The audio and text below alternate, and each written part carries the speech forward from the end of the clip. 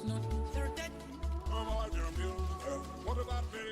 You do not find good men right. Great watchtower. Have not. They're dead. Just time. And a minute. You do not find.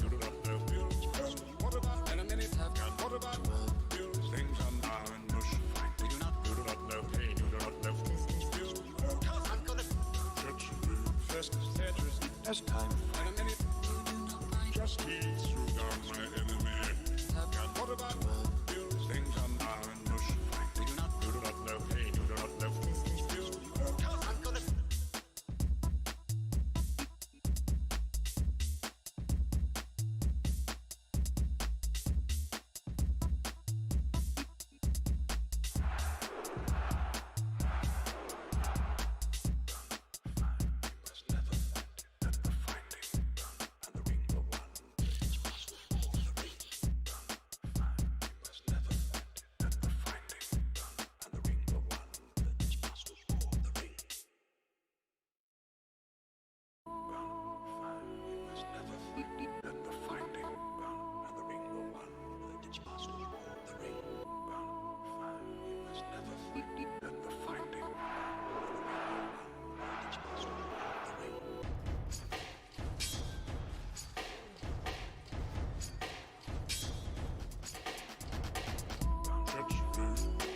Just time. And a minute. You do not find. You do not know. What about And a minute. Blue 500.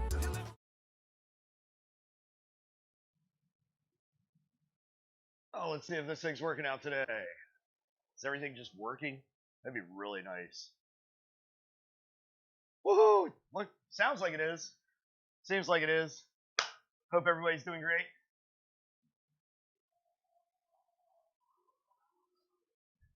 Oh, I should double check this before I get yelled at.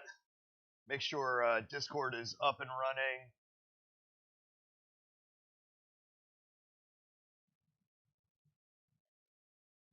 That way, if Nate wants to come in and yell in the background, he can.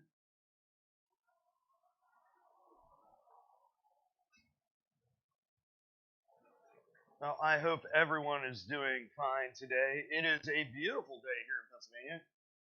It's at least for those of us who have to stand next to a hot fire. 64 degrees outside right now, I think. See, 6 degrees, somewhere around there.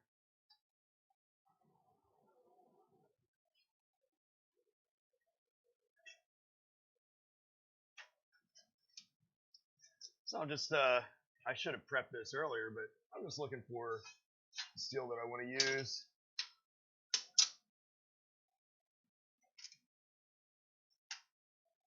Well, I've got a lot of 52-100. I've never tried making a billet out of that.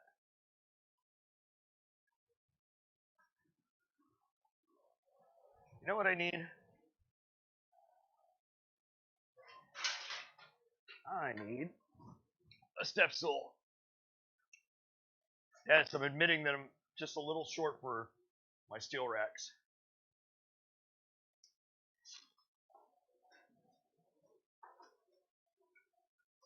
Just seeing if I have any wide stock up here that I want to use. Wide but thin, nothing too.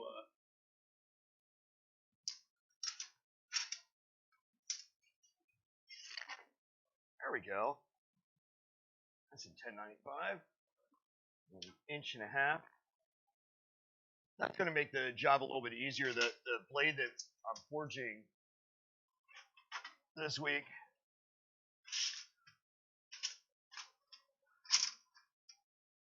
is definitely a wider blade.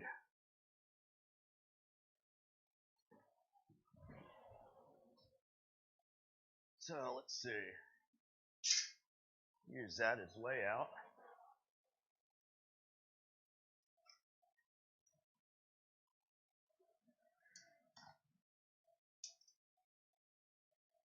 And I have 30 inches of usable space.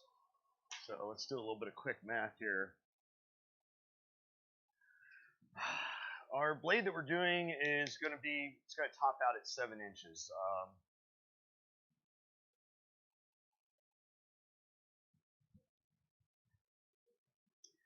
Traditionally, I mean, they're typically for home use about 5 inches, maybe 5.5. I want to go a little bit bigger than that, just because I know some of the things I'm going to be using it on. They never really maxed out this. The deba bocho or deba bocho has never really gone beyond, like, say, a 12-inch blade length.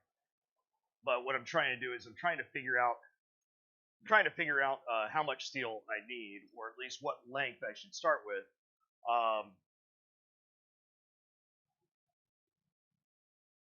Again, we're going a little bit larger than 10 millimeters on this as far as thickness goes, just to allow for some grinding down. It's going to go down to below 9 millimeters, but it's still a very, very thick knife.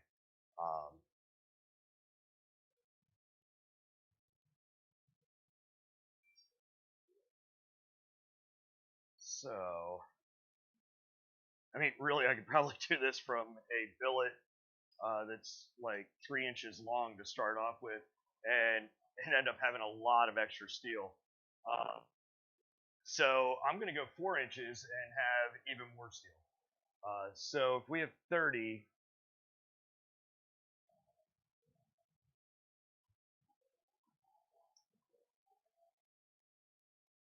kind of wish I had 32.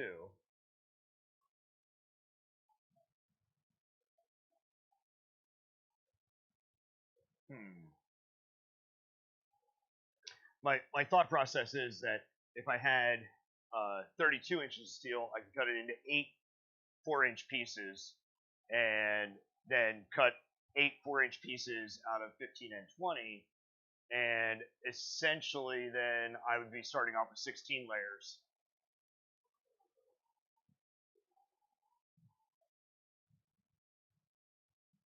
And I'm not saying that I can't, divide. I just don't feel like doing math today. I mean,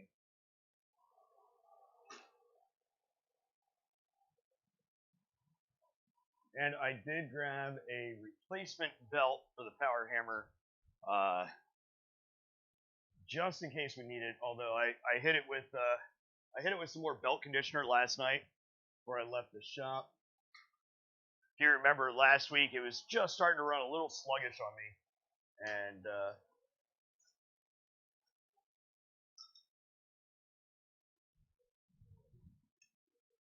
I just saw the solution to my problem.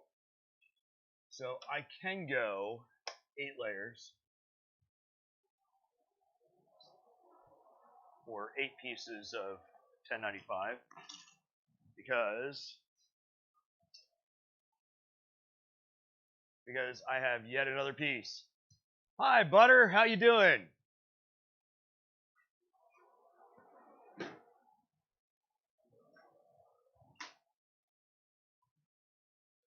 Watch it on the Twitch. Good. I like it when people watch on Twitch.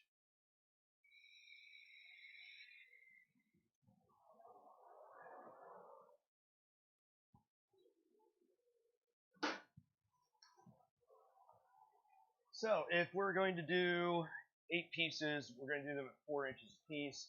I'm just going to go ahead and dash this out really quick.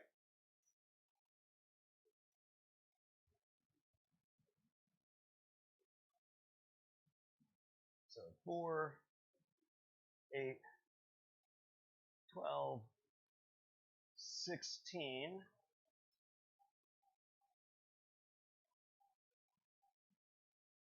20, 24, and 28.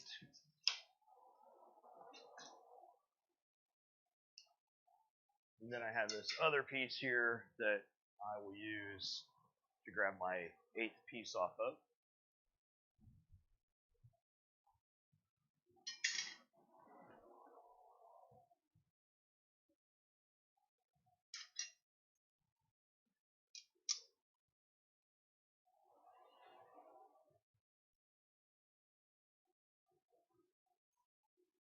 Love starting a billet from scratch.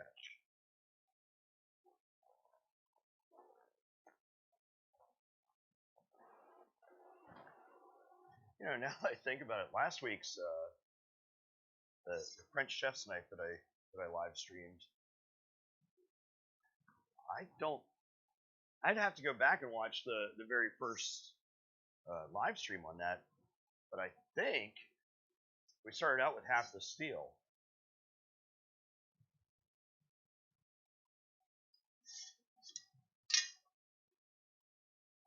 So maybe that means this week is going to be a 2-for-1.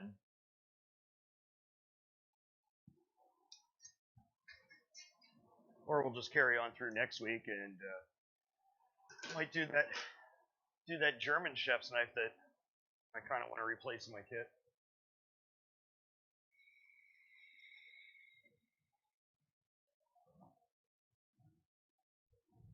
Okay, so got all that marked out.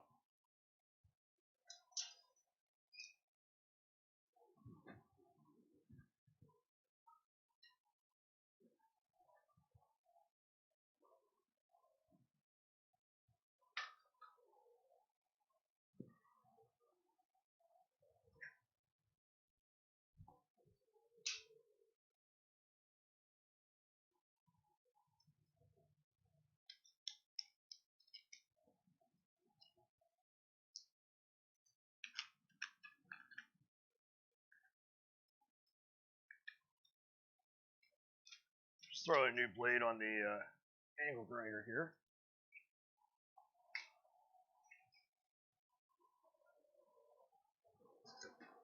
So what we're making today is essentially Damascus steel, or pattern welded steel. I mean, we're not in Damascus, Syria, so technically, you know, I think there is some semantics going on there.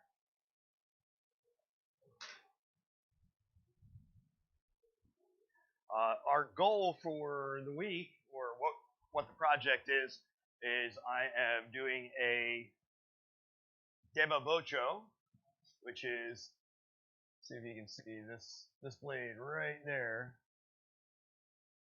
It's essentially it's a pointed carving knife, is what that means in Japanese.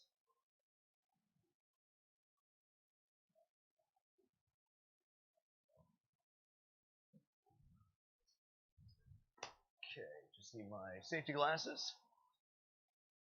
Hey, Jurgen, how you doing?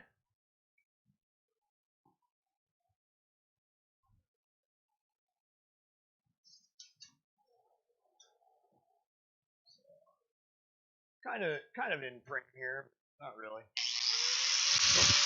You know what? I'm gonna turn my mic off while I do this.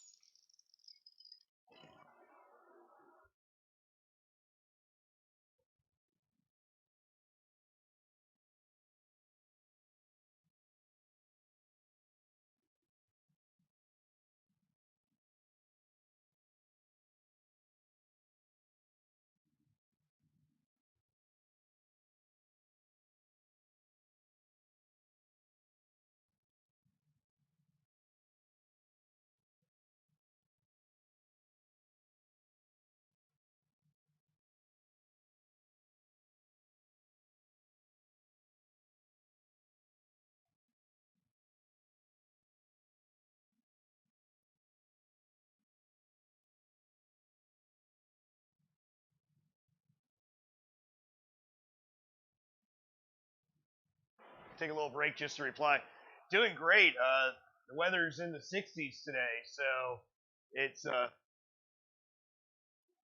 really nice and cool here. Sure, it's rainy and whatever else, but it definitely makes the shop a lot more tolerable.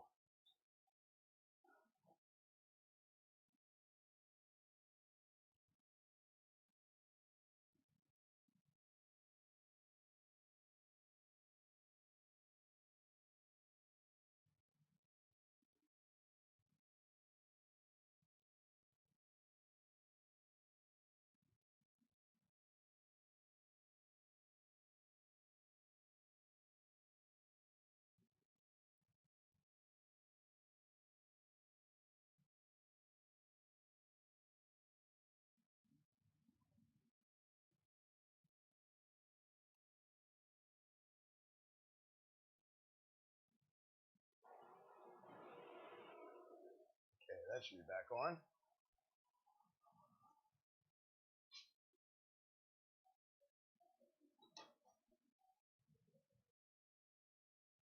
Yeah, I'm drop forging today.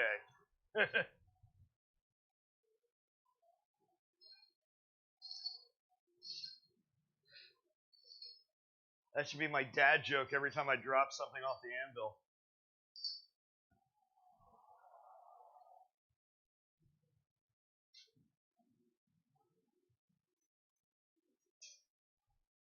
So there we go. There's a nice sheet of 15 and 20. I'm going to have to order more of them. Almost out.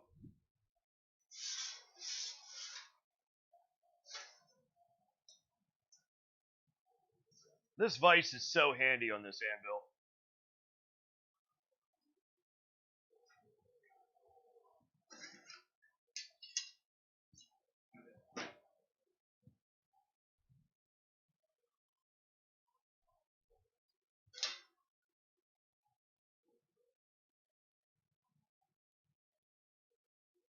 So now I'm just doing my layout here.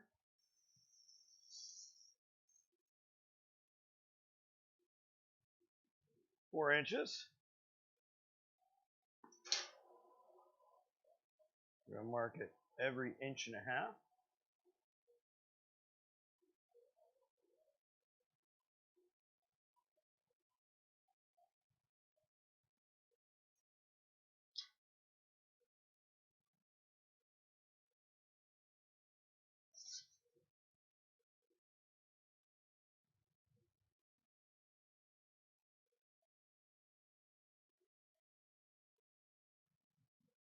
Oh, thank you very much. I think it came out looking great, and I actually got to use it last night making dinner.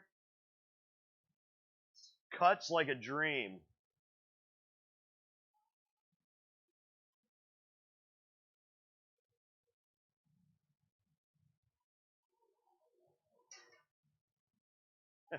When you know it, got an extra 2 inches.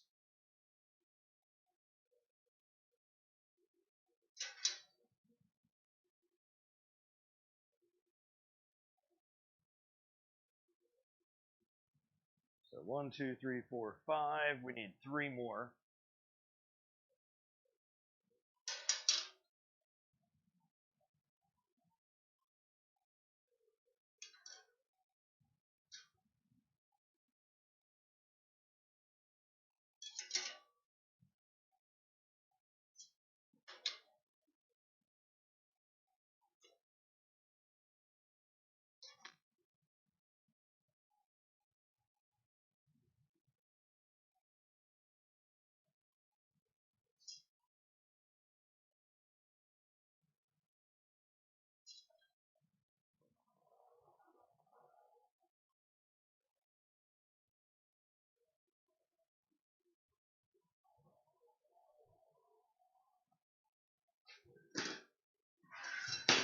Instead of going and finding a straight edge, I'll just make one.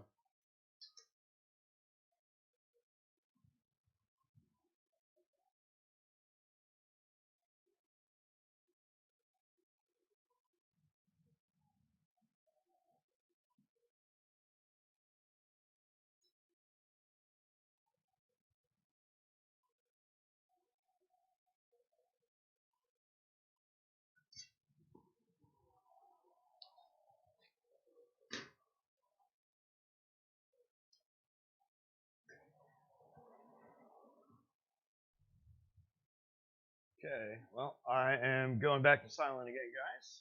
I'll be back in just a minute or two.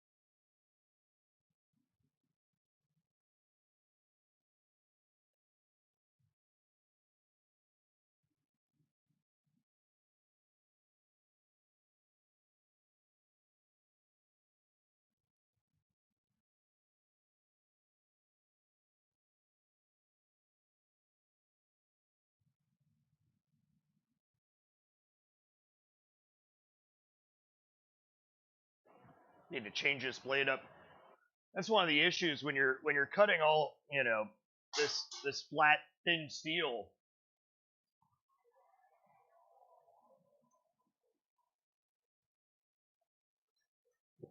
It tends to vibrate around a lot more.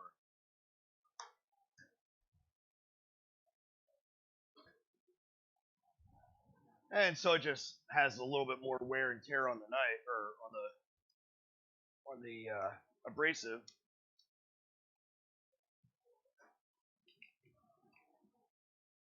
And I do have a plasma cutter, but then the problem with the plasma cutter is that if I'm cutting it by hand, I'm probably going to get a little bit more dross on there, and so it's just more cleanup. Now, I don't expect this blade to last very long, but it should get us through these next 3 cuts.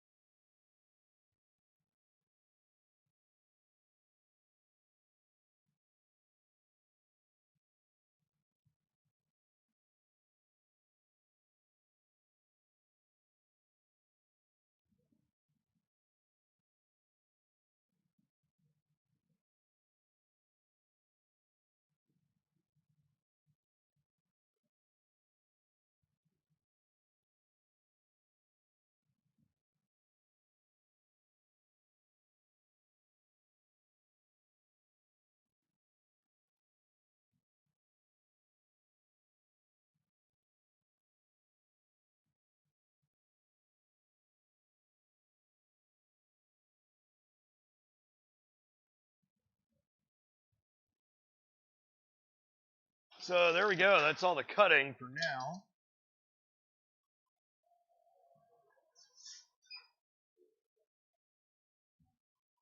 Waste not, want not.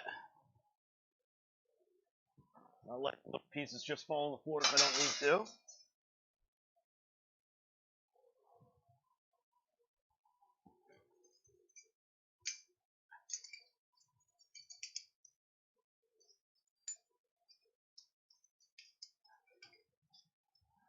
So there's all the 15 and 20. Here's all the 1095.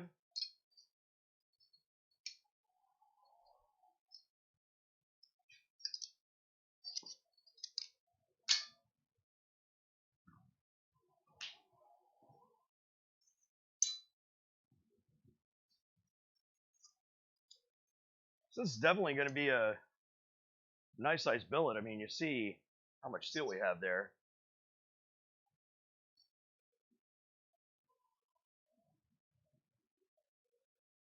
It's not some of the monster billets we do in here. Yeah, we're just trying to make steel for having it. We're doing stuff 2-inch by 2-inch square, or 3-inch by 3-inch square.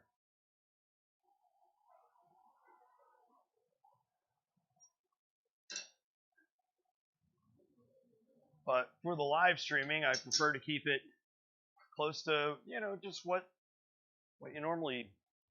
you would do. So I was thinking about this. Actually just a few minutes ago. I was in the car driving to pick up duck feed, and so I think I'm going to go 72 layers, just like I did with the other 2 knives in the past 2 weeks. But I'm not going to put a core in this one.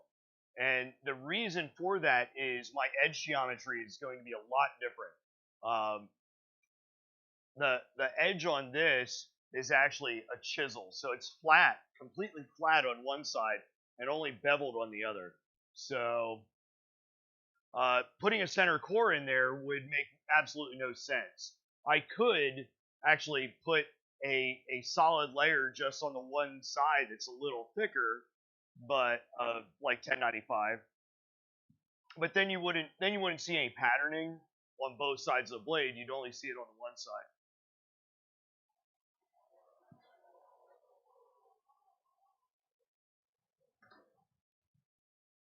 And I guess, I could scarf weld a 1095 edge on there, something weird, but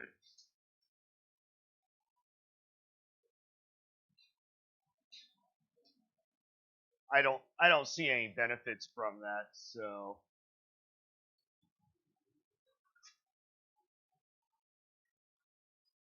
I I just see it potentially opening up the door to more problems.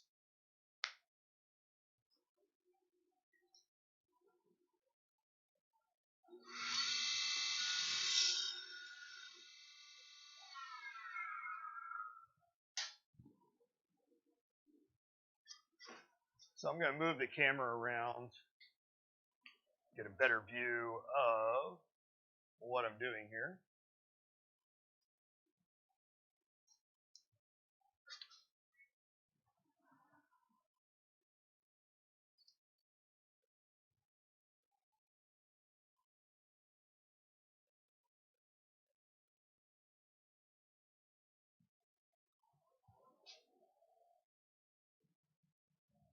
Cool. So I'm just going to clean all these off.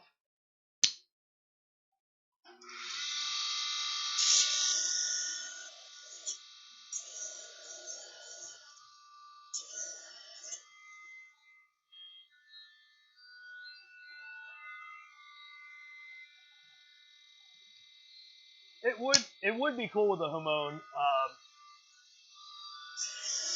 Definitely would. I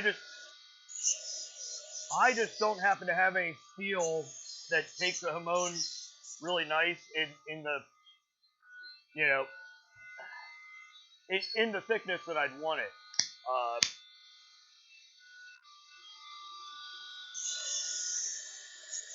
And I think in a previous live stream I discussed with you, why I don't like the idea of a Hamon on a pattern welded steel.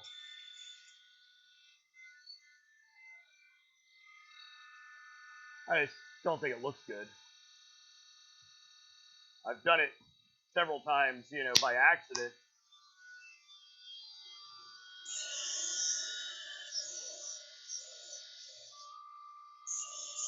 It's almost like too many things going on. What does this steel actually want to be?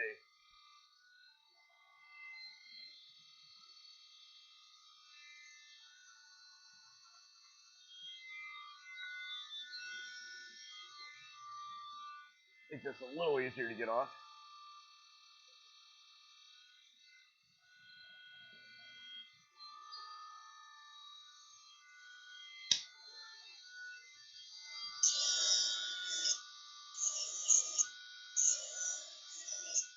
Just cleaning up any of that mill scale.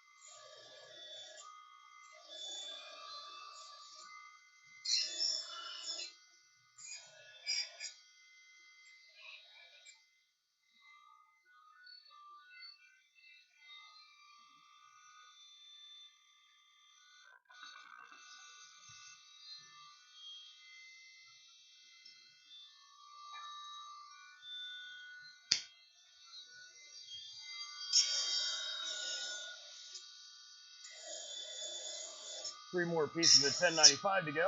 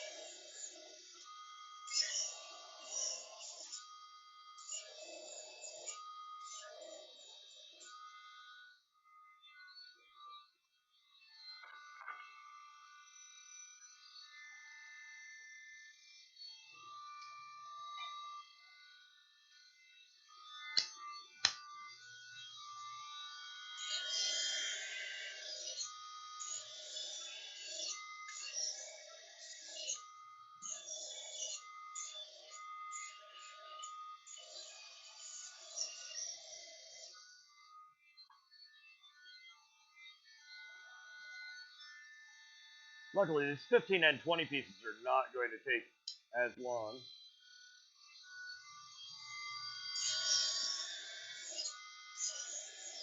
They're pretty much scale free from the foundry.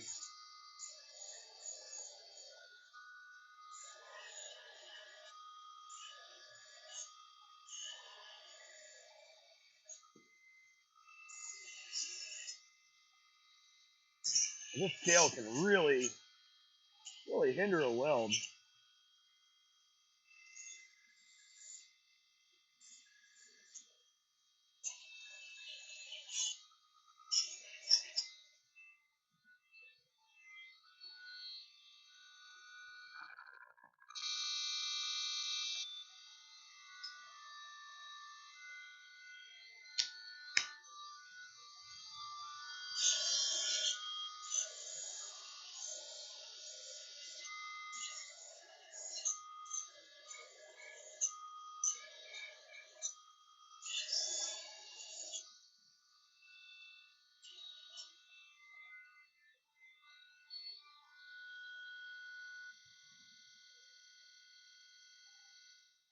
No, I've years ago, probably, I bet you close to 17, 18 years ago, I tried that.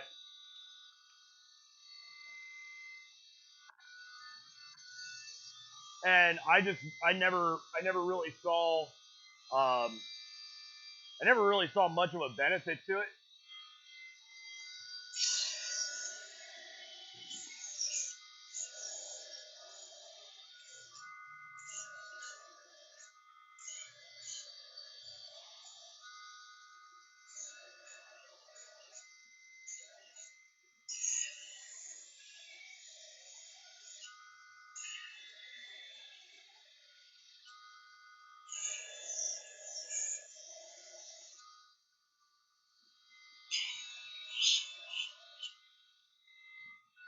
Although now you've got me thinking.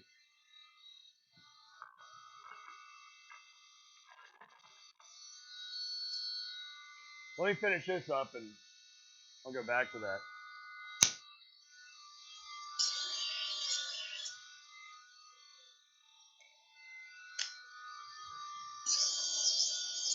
See how quick that 15 and 20 is?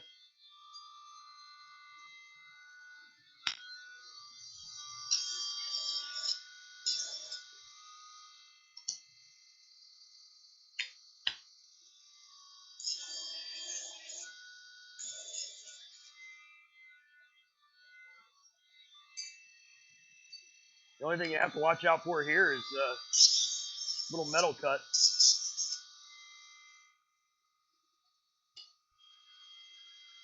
It's like a paper cut, only it hurts a little bit more.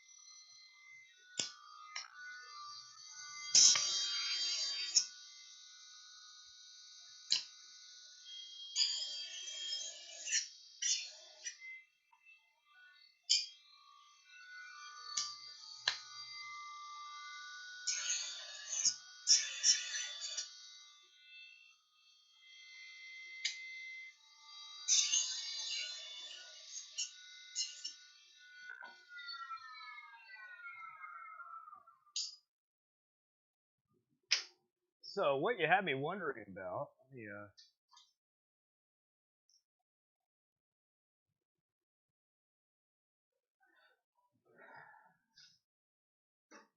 what is the composition of this?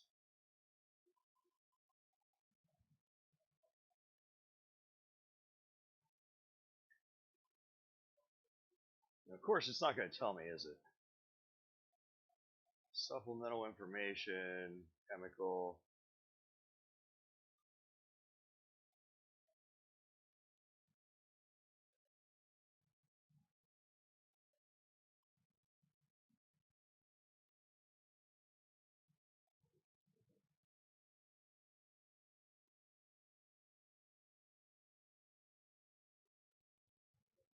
See, it might work, but I don't know if it would. Maybe water thinned. So this is what they call stay still. This is a paste flux.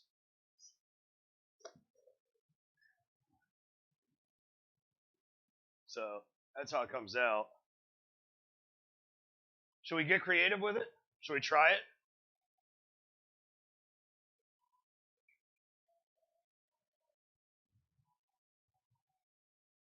See how well it even wipes on.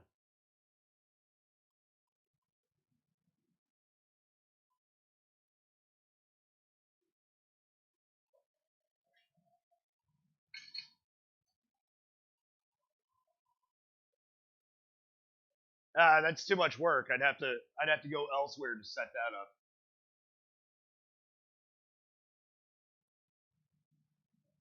I don't have running water in the shop here. And of course, I don't think this would dilute really well with iced tea or with beer.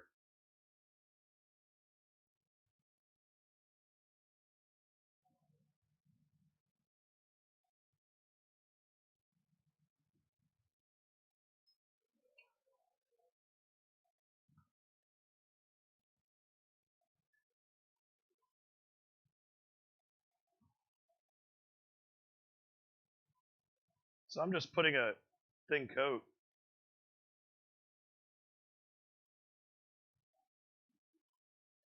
on one side.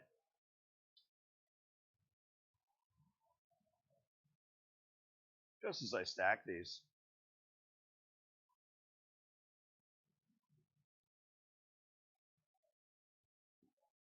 I mean, I don't know that it's necessarily going to help, but if it doesn't hurt,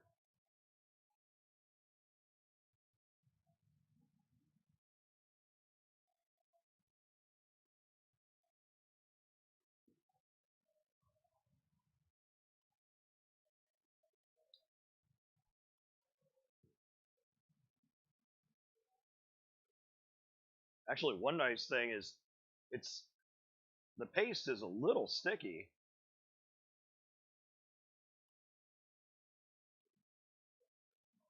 So for lining up the billet, it's kind of nice. They don't slide all around themselves.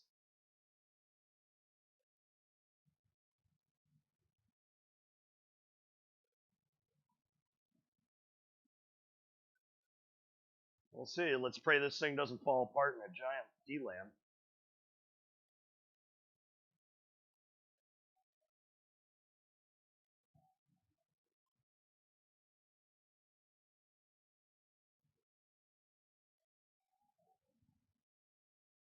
Before I get too ahead of myself here, let's get this fire going.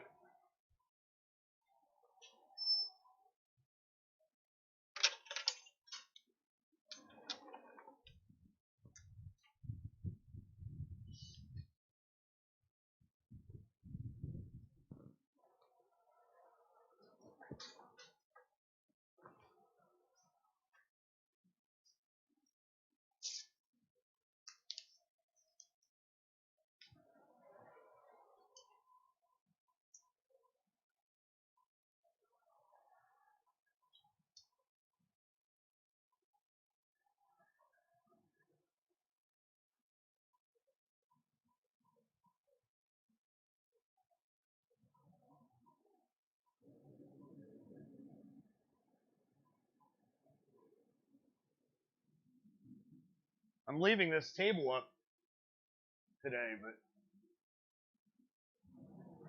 I figured that the tripping hazard is going to make things very exciting.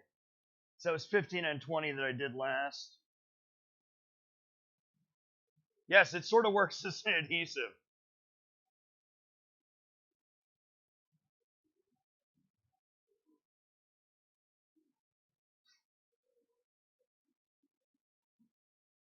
I mean, I'm really keen of saying flux is not glue, but in this case, it kind of is.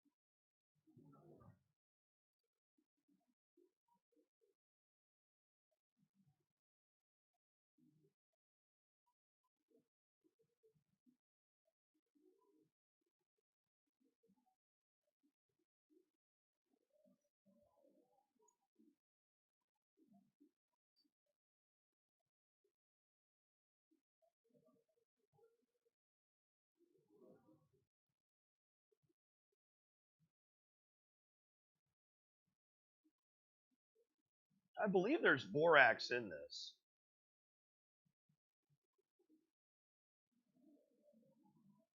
I'm just not super familiar with its composition.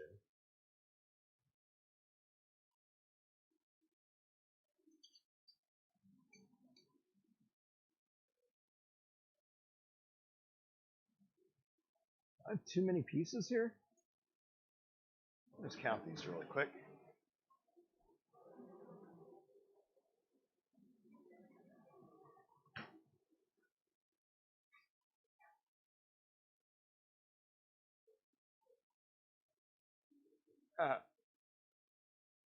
Well, that's good.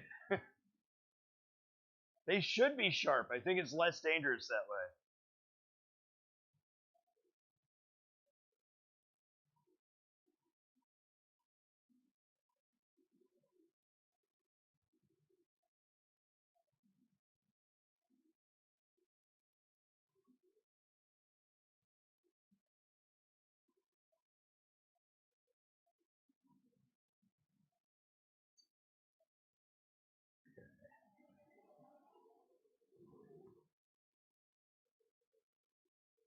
Aha, I know what it is.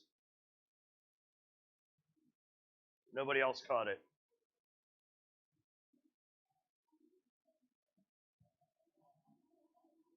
We are short one piece of 1095. And of course, I put all of it away.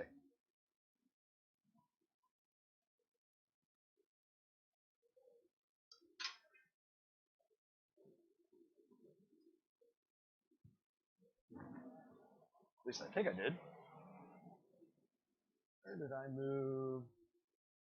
That too.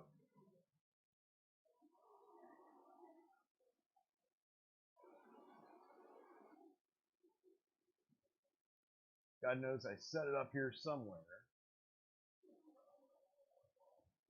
Well, the question is where.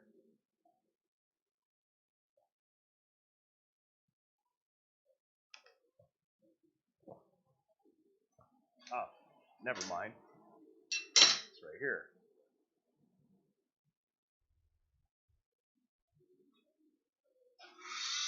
Clean this piece off.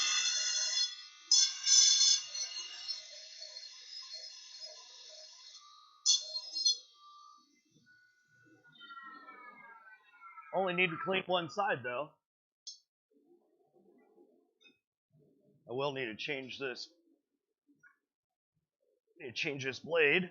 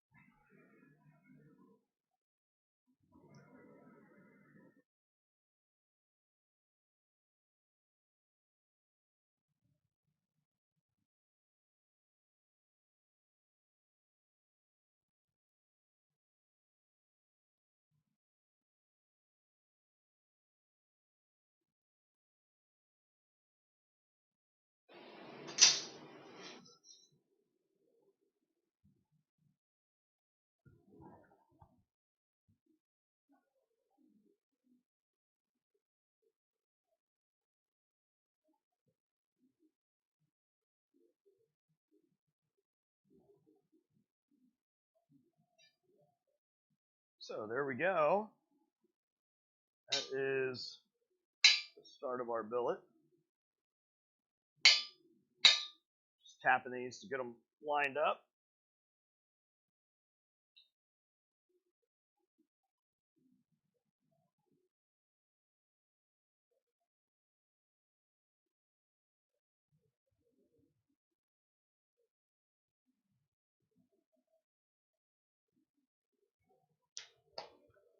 And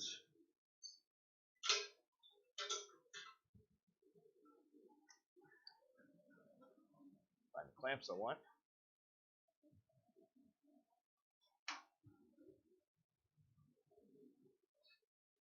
Time to reset the camera.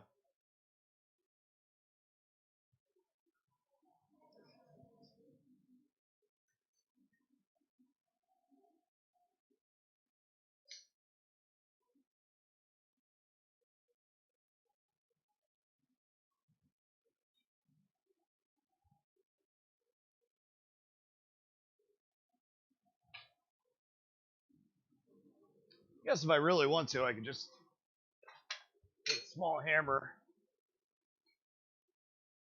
Got a flat surface here.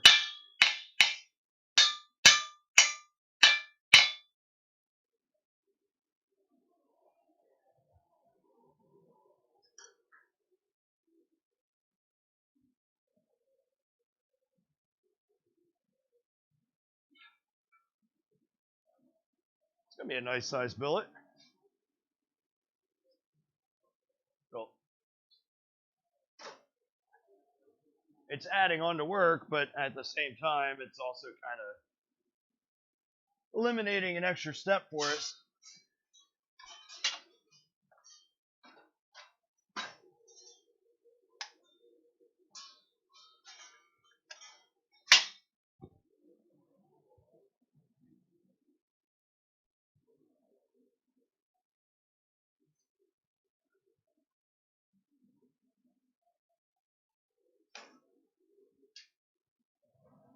All right, kids. Again, cover your eyes. Don't yell at me. I'm only tacking it.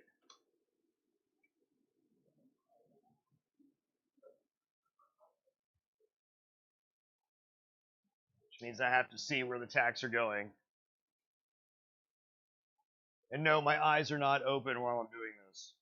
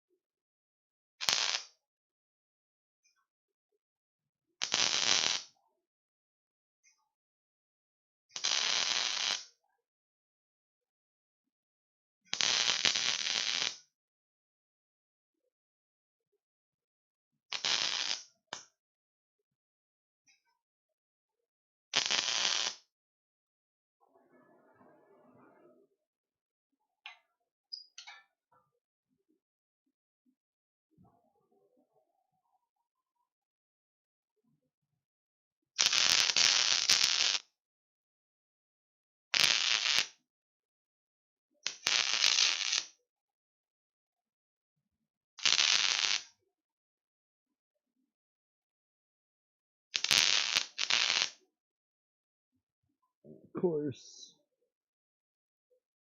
I get a nice tack right there.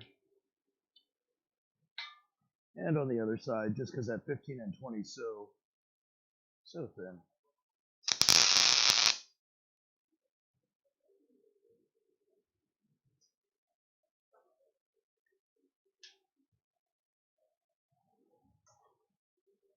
So I can see that flux really bubbling up. We'll see if it does the job.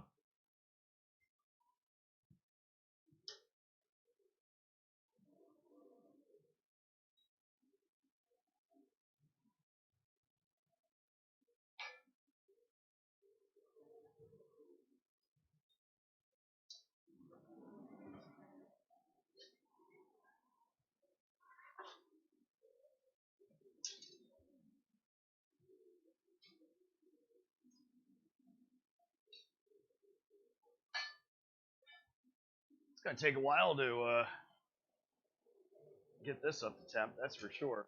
A lot of mass there.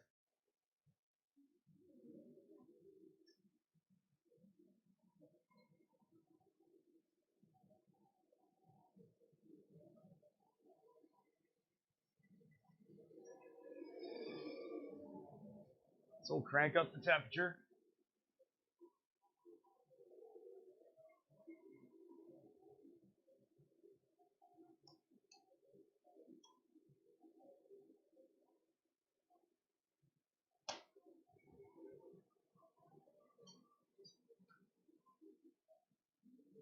Welcome back. You didn't cry cutting up that onion, did you?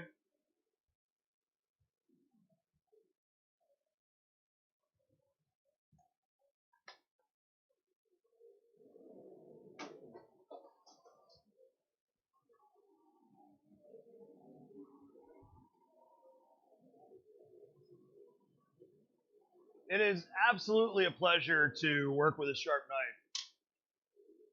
I've actually been thinking about ordering some new stones in.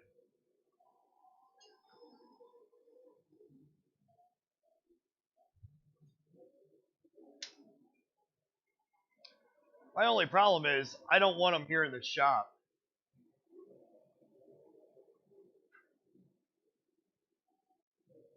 So it's almost like I'd have to, buy a. Oh, you were down the river. What I was saying is it's almost as though I'd have to buy like a shed or something that's just for sharpening.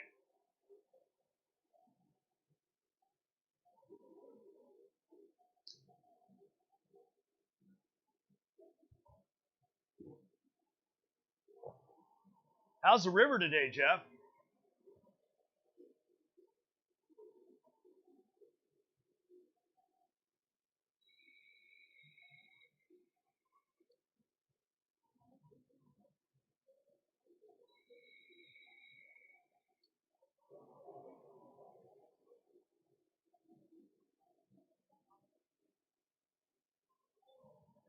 You didn't miss much. It was just a lot of prep work. Now we're just waiting on it to heat up, and once we come to temp, then we'll be ready to set these welds.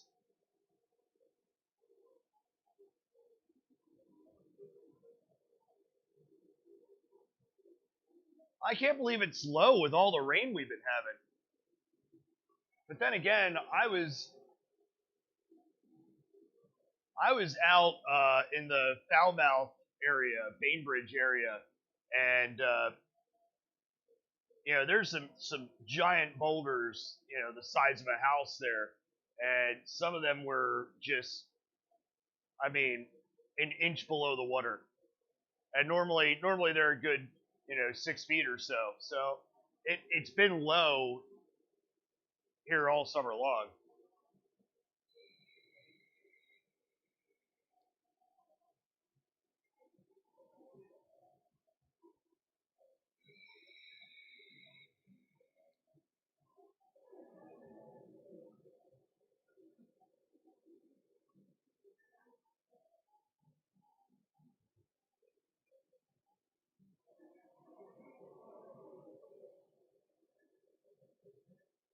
You catch anything?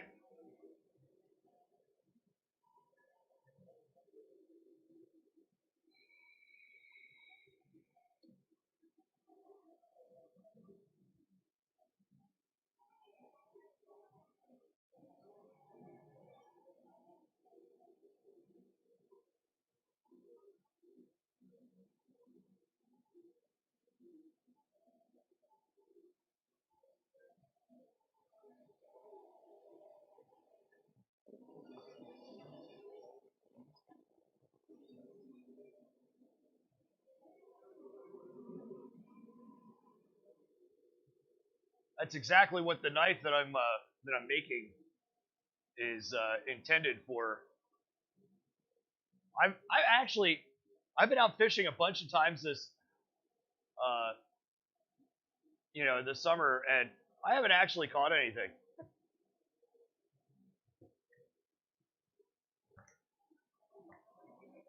Been getting a lot of strikes. The only thing is that most of the time I get out there too early, and then they hit like 20 minutes before I'm ready to pull out, and so I have no motivation to drive. I'm already exhausted by that point from paddling around.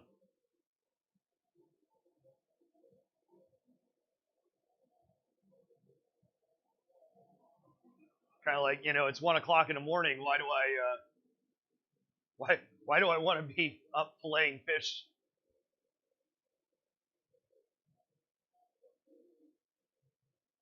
But I do a lot of nighttime fishing on my kayak.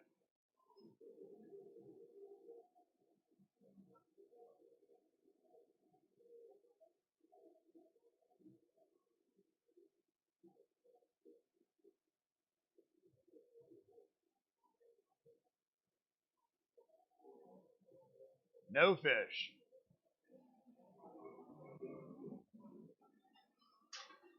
Well, that's why they call it fishing and not catching, right?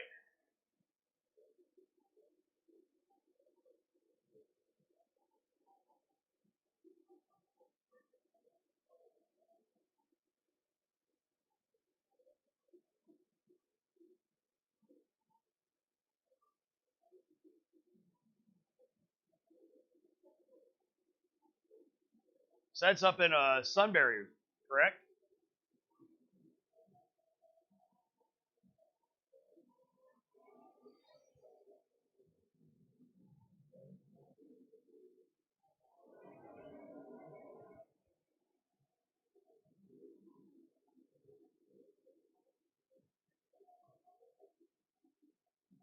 There's always sparks coming out of the forge.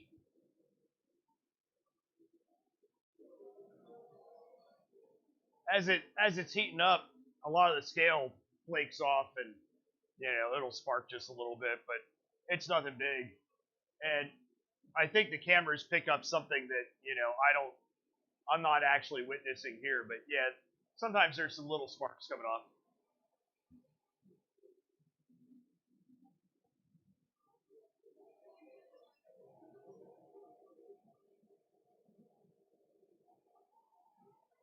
Yeah, Jeff, I like to. I'll take trout when I catch them, and I'll take equal parts of kosher salt and sugar,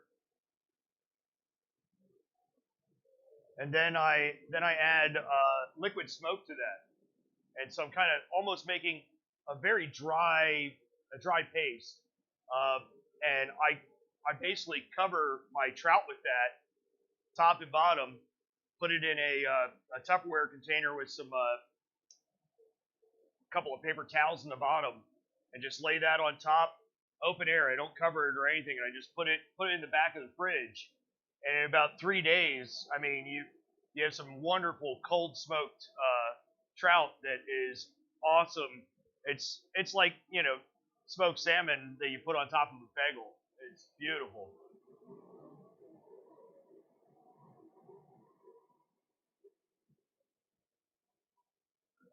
Now that being said, I'm not really into trout fishing.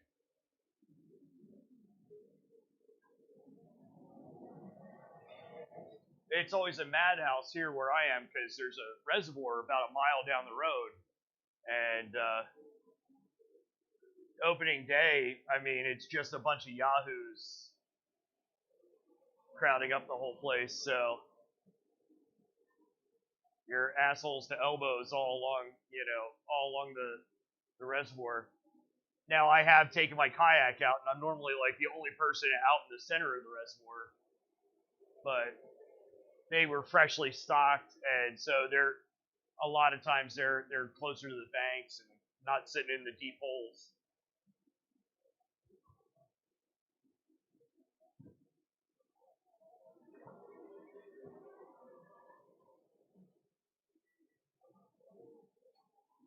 Almost up to temp.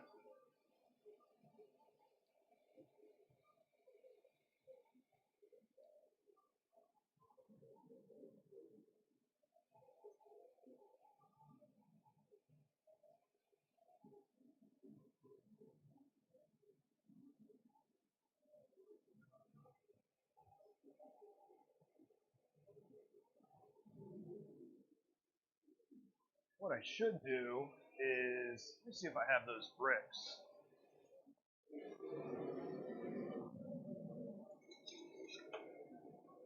I have a couple of blocks that go into the back of the forge here.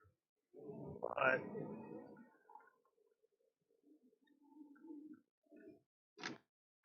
one of them broke the other day, and I just haven't cut another one.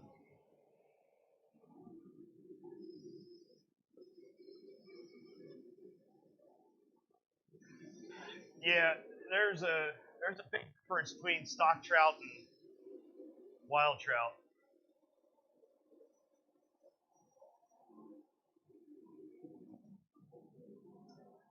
And you can tell as soon as you cut into them just based on the color of the flesh.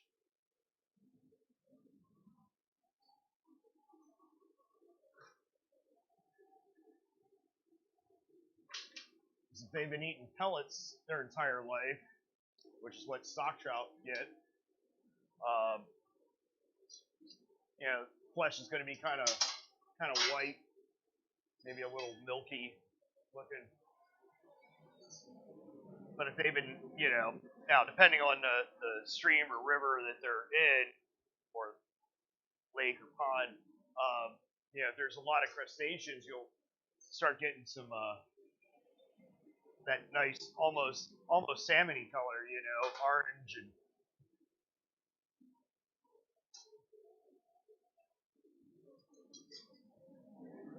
Let's see. What do I need for that?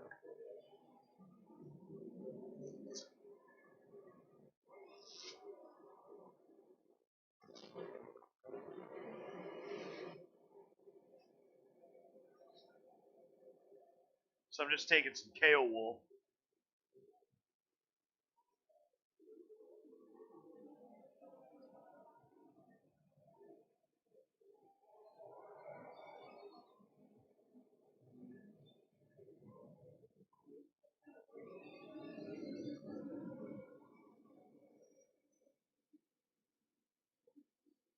Just kind of block it off.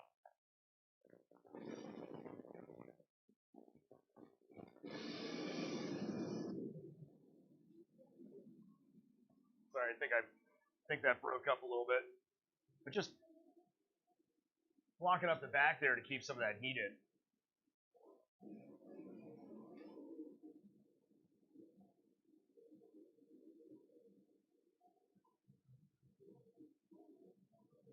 Changing the position of my microphone pack. See if that helps a little bit. I think if my left hand hits it, it's just hanging on my pocket there. Oh yeah, it's really coming up in temp very fast now.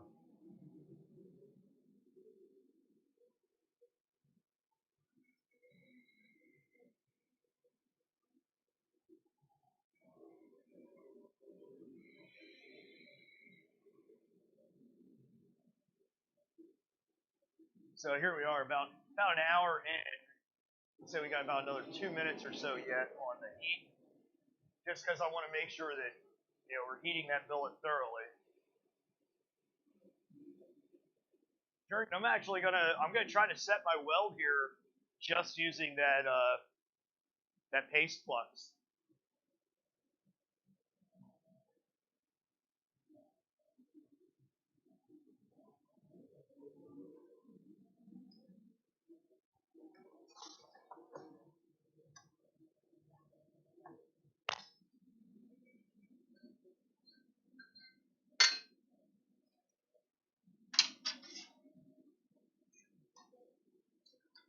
Now, obviously, applying the paste flux is not going to work out so well on reheats, but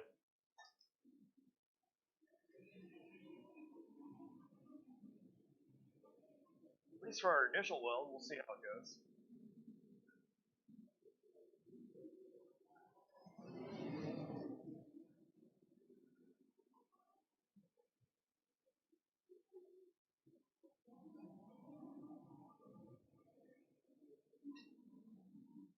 This thing set where I need it.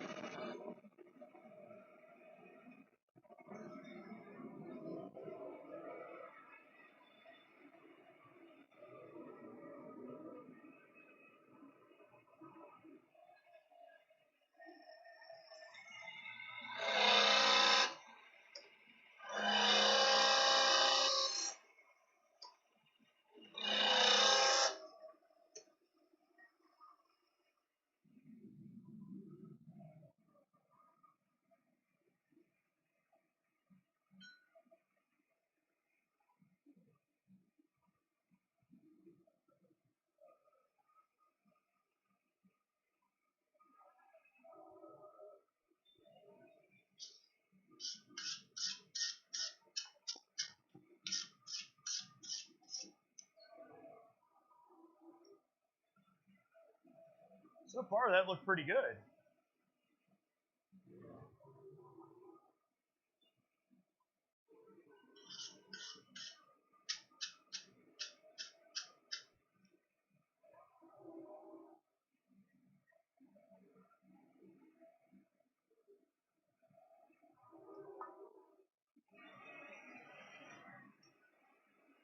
I think it might have. I'm looking at how everything's cooling down, and everything looks really, really uniform.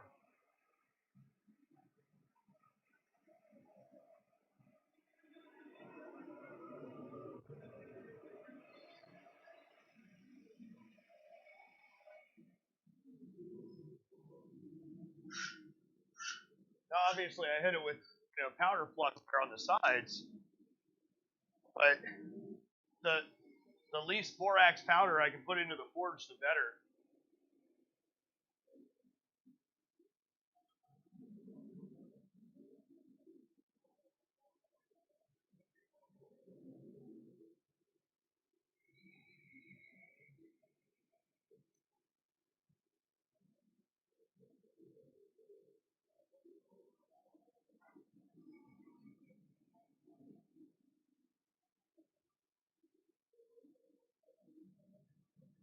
So another couple of minutes to heat back up there.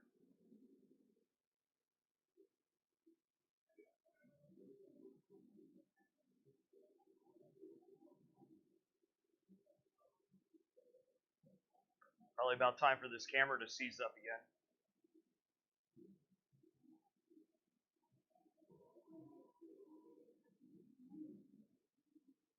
After the broadcast, I'm going to go back onto Nikon's site and see if they've updated that driver in the past couple of days.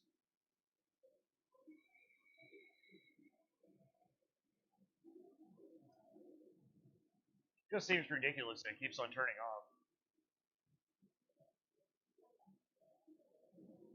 Thousands of dollars of camera equipment when the other 3 cameras in here are $25 security cameras.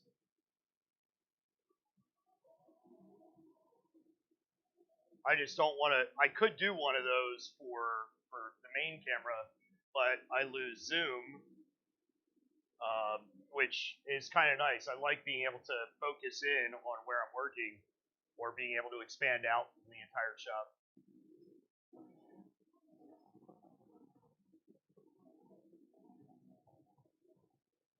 But also then, because they're IP based, it's just there's so much delay to fix. I feel like I'm in a poorly dubbed movie.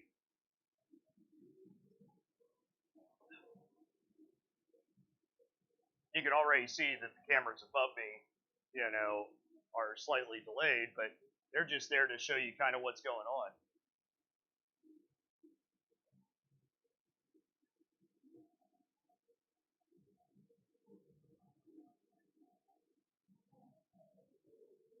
So, looking at that one gives me a cunning idea.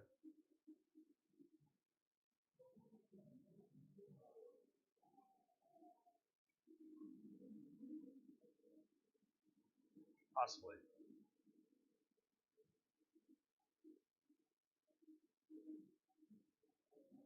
Let's grab a piece of paper here.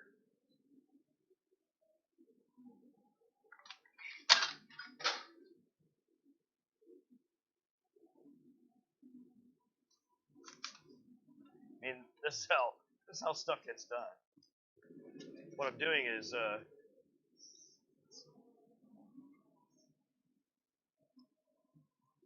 making a little shroud for the top and side of this camera. You can see it's really washed out by the overhead light back here in the corner. I can't change the position of that overhead light. I mean, technically, I could turn it off. Then we lose a lot of shop light.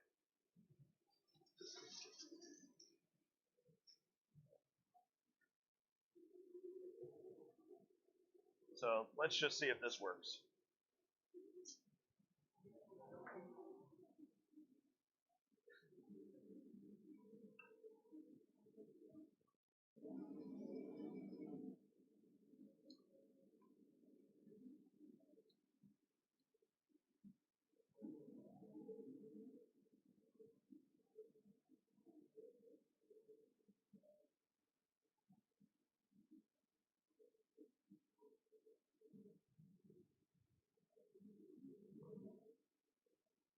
Sort of.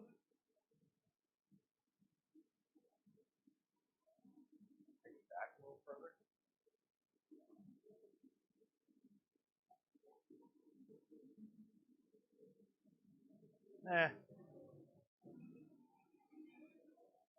Not so much. Still gets kind of washed out.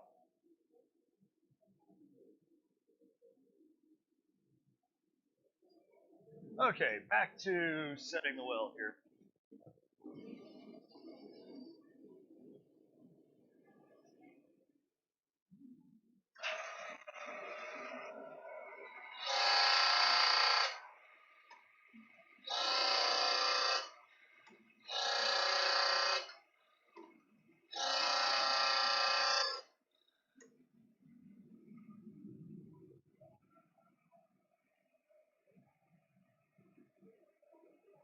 Definitely think it's nice and set.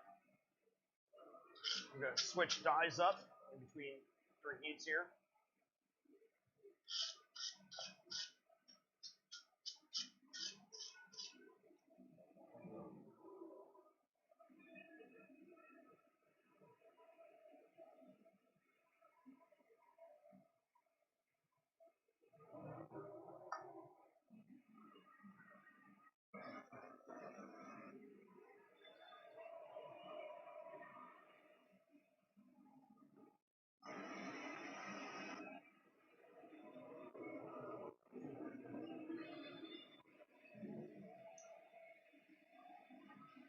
This will be the real moment of truth.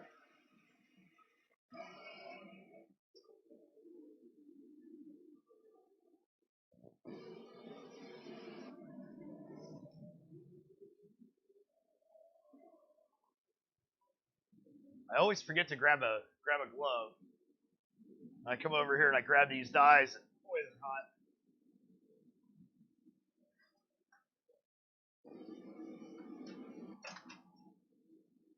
So I'm just putting a square die in the top.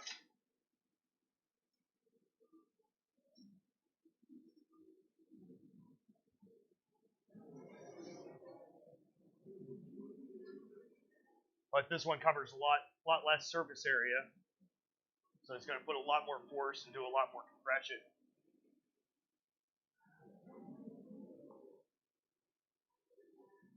Our billet is going a little skewed, but I'm not too worried about that. I think the power hammer is going to handle that very nicely.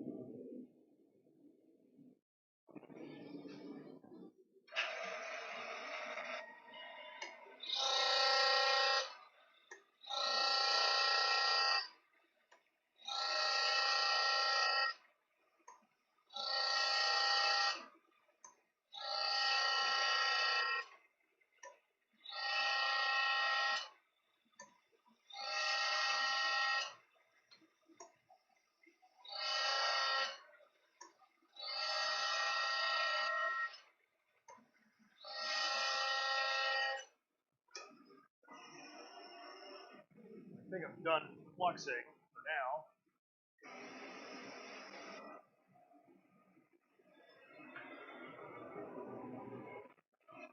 So flip it all the way over. Right now, Jeff, we're at 16 layers.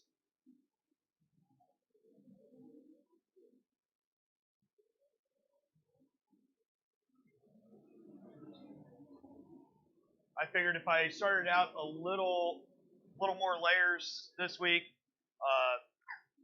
I can get all this done and ready to go as far as forging out goes tomorrow.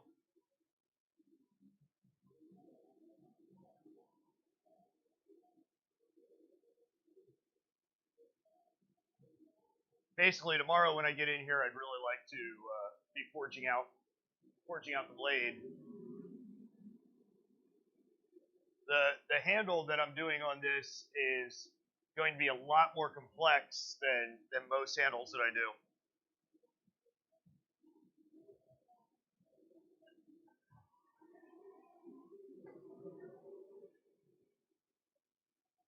Basically, it's going to be 3 different pieces of wood,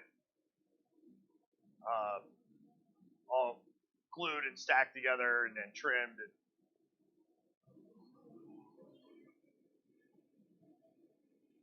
I'm going artistic.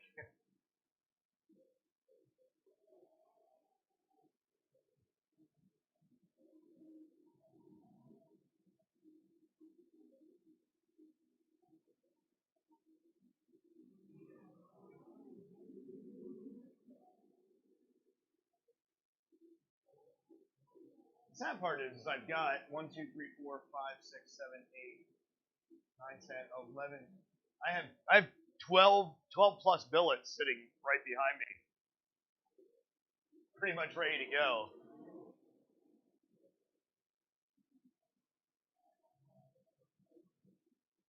But instead, I keep on forging stuff out. I don't know. I figured it's just better for the live stream than say, here's some steel that I have.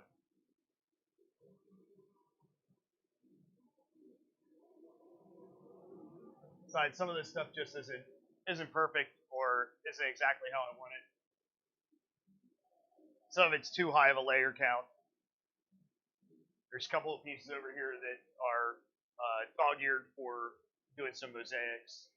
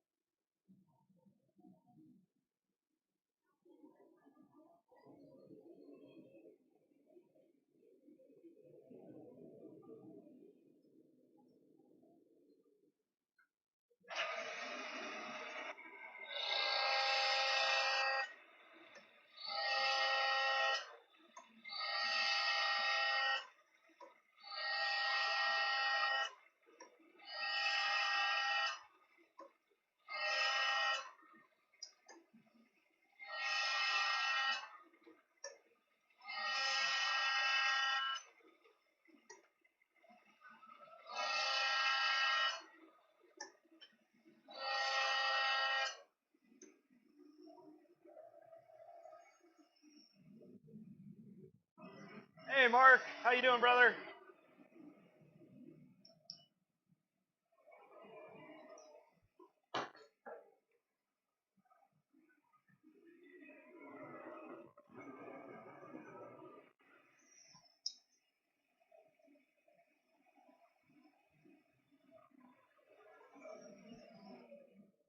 Jeff asked me that question when it starts getting colder out. I mean, it's already kind of cool today, but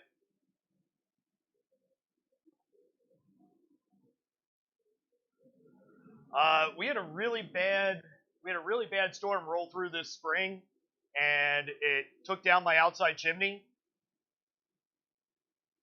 And so I need to replace the junction, the 45-degree elbow area when it comes directly out of the wall.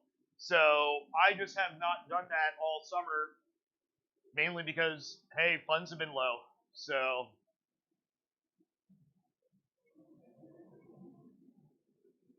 I could spend the money on something that I don't need at the moment because I'm not burning the coal stove or the wood stove. Uh,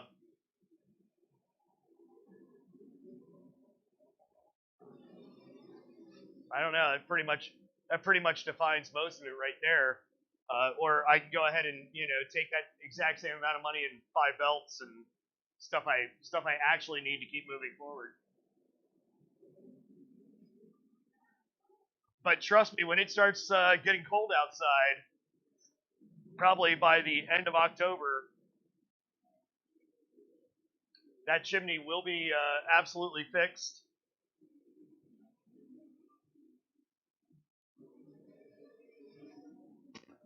And yeah, so I'll probably have the coal forge up and running.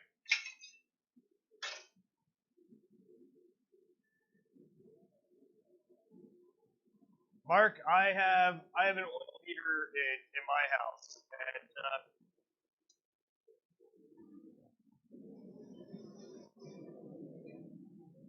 here you go. Just a little trick that I finally learned like later on after my first oil furnace. Uh, when when you run out of heating oil on a Saturday night unexpectedly because it really got cold and you weren't scheduled to get refilled until the following week, you can always throw kerosene or diesel fuel in there.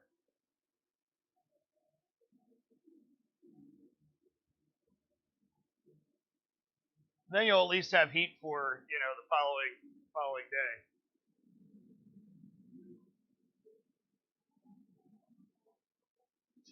Mine tends to use about 5 gallons of oil a day for this place here. So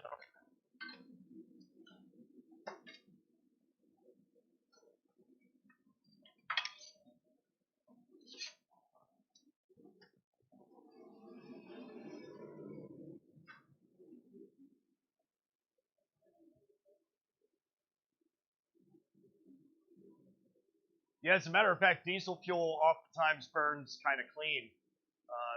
I mean, you'll get some smoking depending, but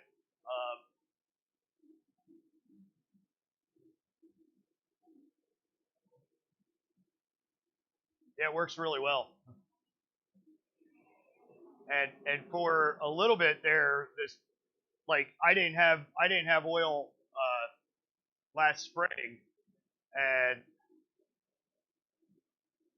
so I was just running and grabbing some, and diesel fuel was actually cheaper than kerosene. So,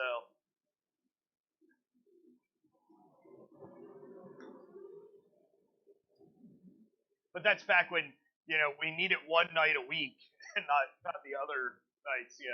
The wonderful Pennsylvania Springs.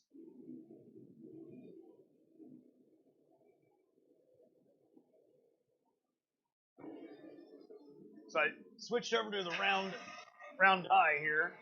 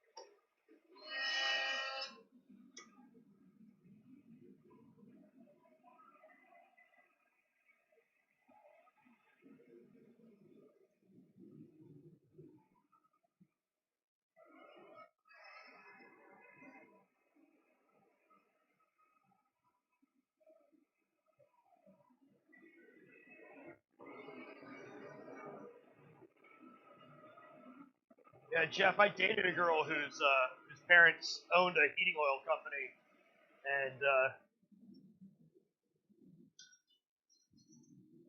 and there were a lot of construction companies that were doing work here in the Hershey area, and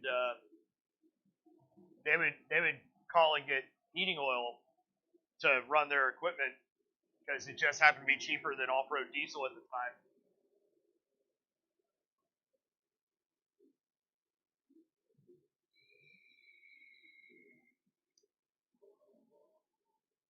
So the move went well, Mark.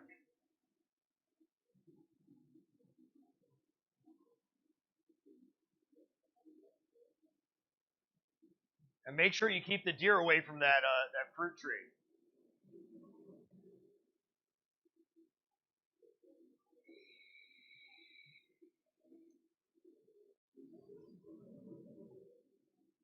My buddy Tim actually lives in Lancaster, a fairly built-up residential area, and he's got a bunch of deer that love to eat his fruit trees.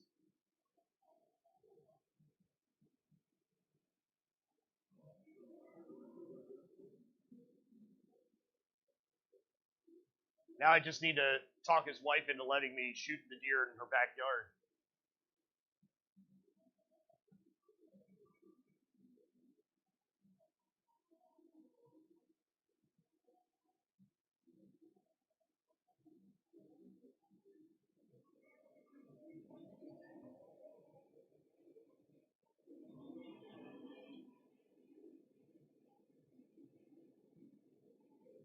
I'm going to turn the heat down a little bit on this. We don't need to be at welding heat anymore.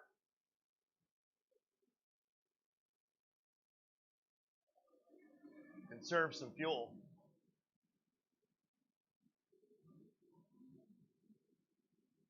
Huh. Tim, I'm glad to know you're listening. Speak of the devil and he appears.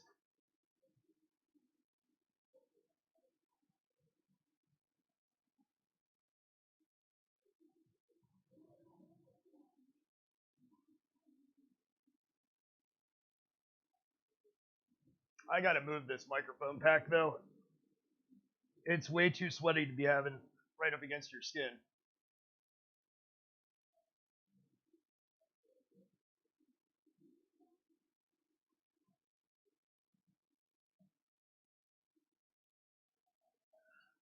Well, if you got deer, your dogs better get used to them.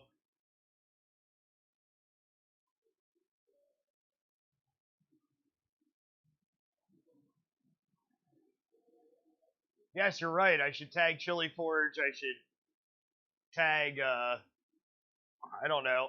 I should tag Nikon so they actually do something about my damn camera. Update the betas already. Those drivers suck.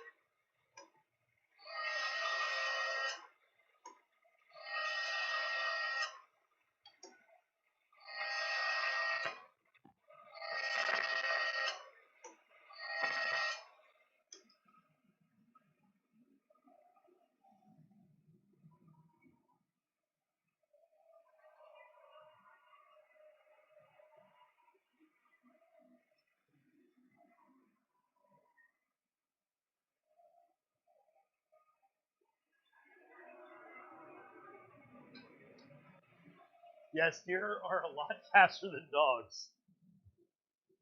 But it doesn't matter. The dogs will still try.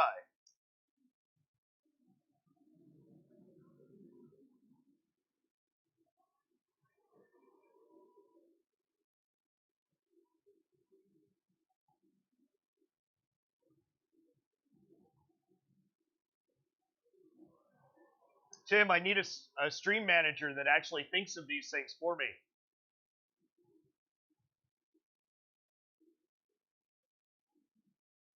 Instead, I've got to plan what I'm doing, type a bunch of stuff into a computer, work all the cameras. I got to do all my own catering.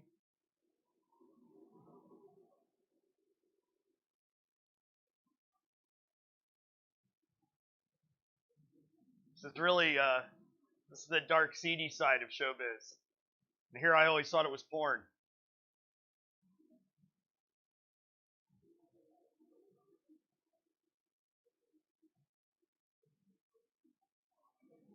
So this is coming down really nicely. I think we're just gonna take it down. We're just gonna take it down to about 1/4 of an inch, I think.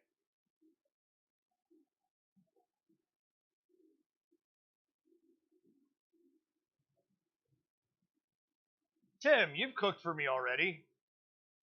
Okay, what I mean by that is I showed up at your house and we both had omelets. You made an omelet, and then I made my own omelet.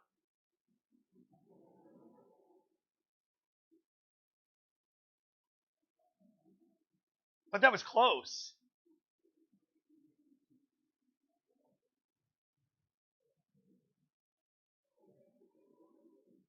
You were in the same room that the food was being prepared in.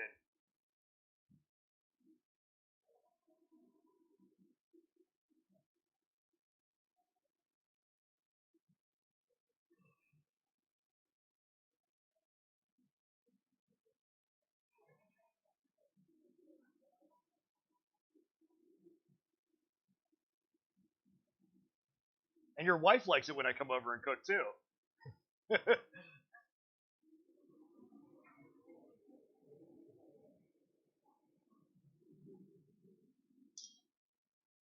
Although her cooking 2 weeks ago, that was phenomenal.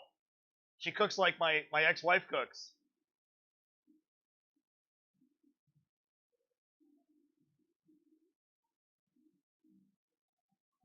Pick up the phone and order it.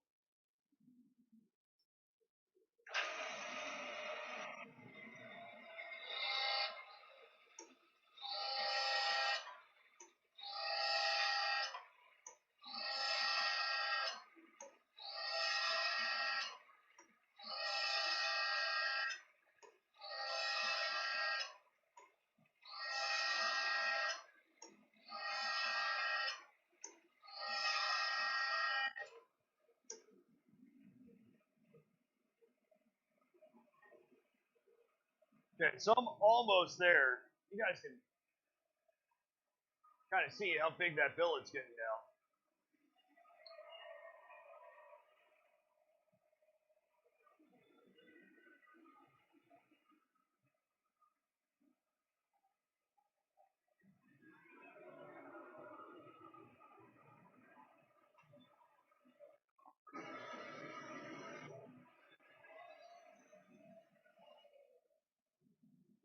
So, Tim, are you talking when you're a good person to ask this? Since you're a nerd. Uh,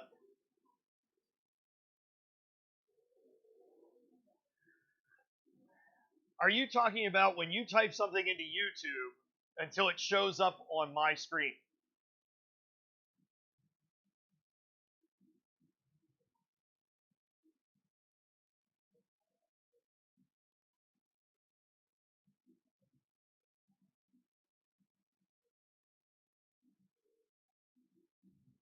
Okay, well, I don't know why you're using that as a metric because in order to use the chat room, you can't be full screen in the first place.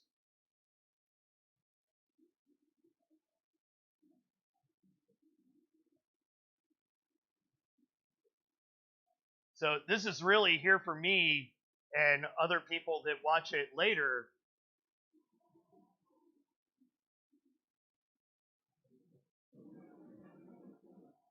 That just depending on whatever platform this might be hosted on, they can actually see the chat room, and it's not just some guy standing here making shit up off the top of his head talking to imaginary people.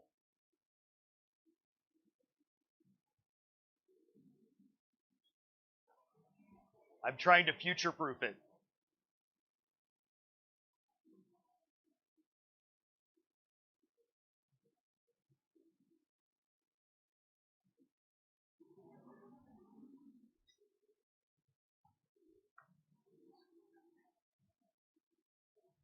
The answer is yes, Jeff.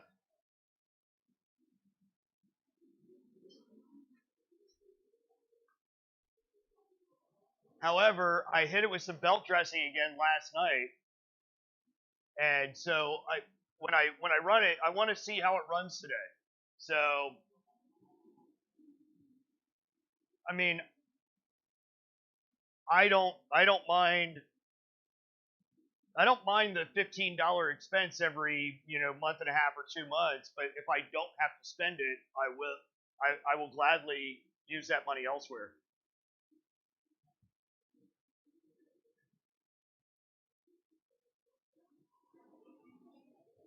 Gotta try to switch tongs here.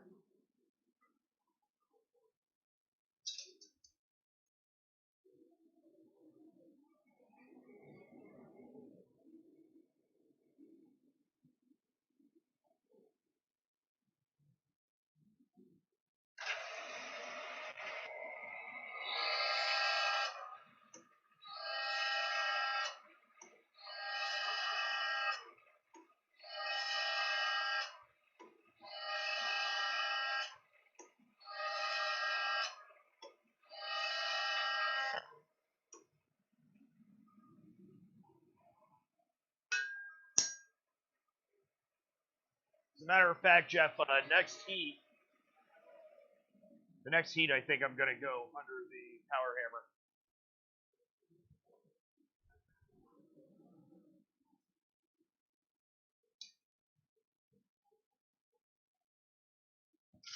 Mark, those people aren't imaginary if you really believe that they're there.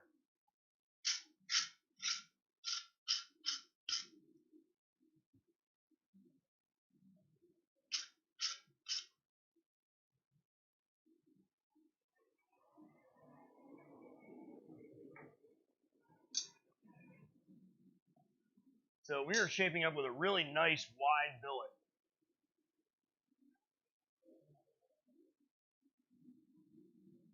For this deba, we definitely want to go wide. Sorry, I always say it wrong. It's actually deba, I believe. I need my buddy Rafe. He speaks fluent Japanese. He can correct me.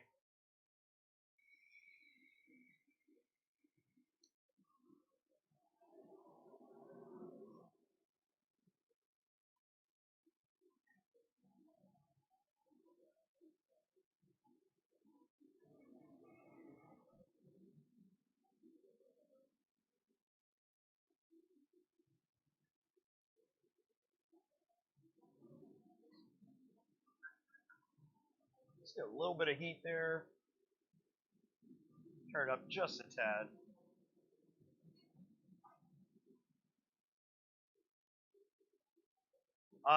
Today I'm obviously making steel right now, but this week's project is a deba bocho. It is literally a pointed carving knife. It's a Japanese knife intended for processing fish.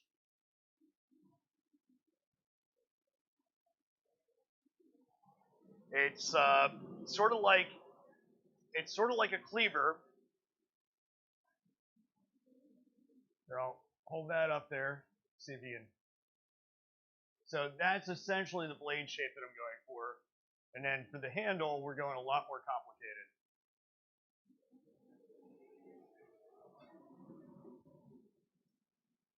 I want to go fancy on it.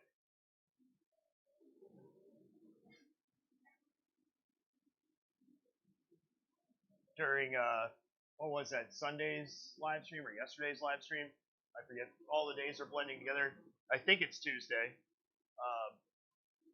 I was drawing everything. Please excuse my drawings. I'm not a pen and pencil artist.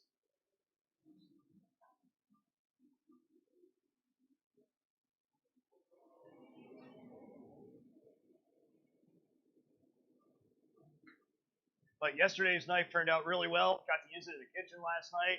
That was really nice.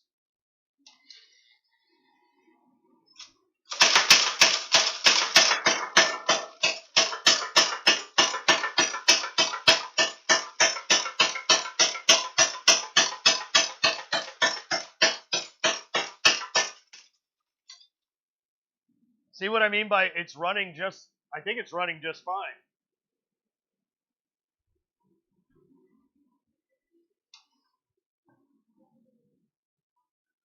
So I have the belt there as a backup.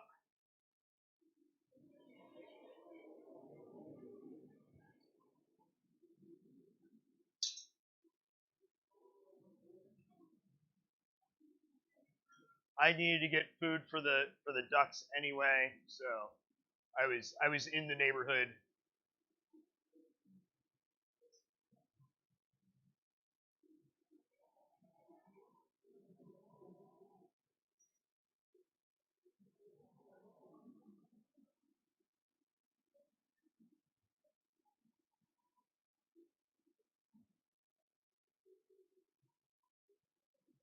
Yes, Tim, that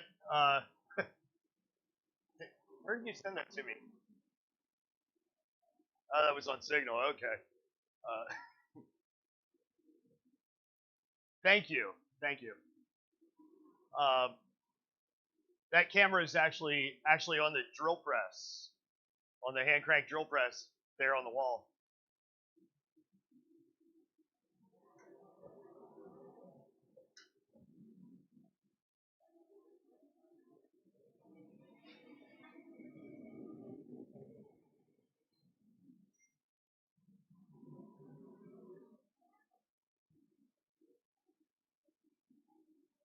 You're not cluttering up the chat. You make it more active.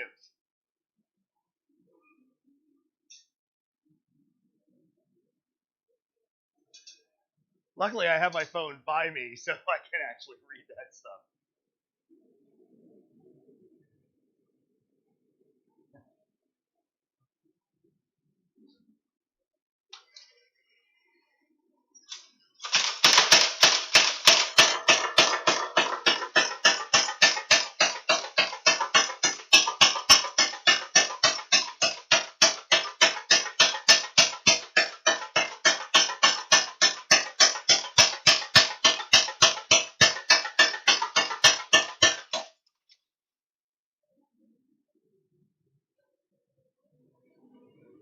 So those last two passes, what I was doing was I was staying over on the flat side of these die over here.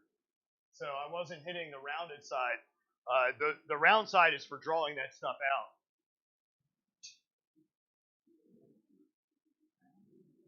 So by hitting it on the flat side, because previously I was using rounded dies or drawing dies on the press.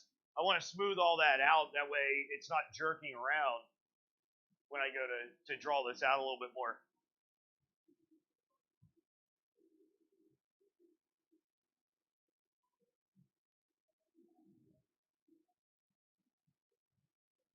That's got to be what it is.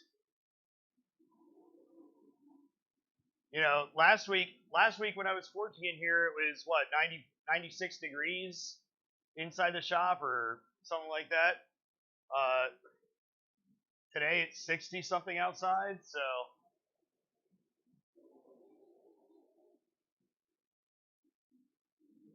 and that belt dressing could have helped as well. That stuff's kind of sticky, so I guess that's how it stops squeaks.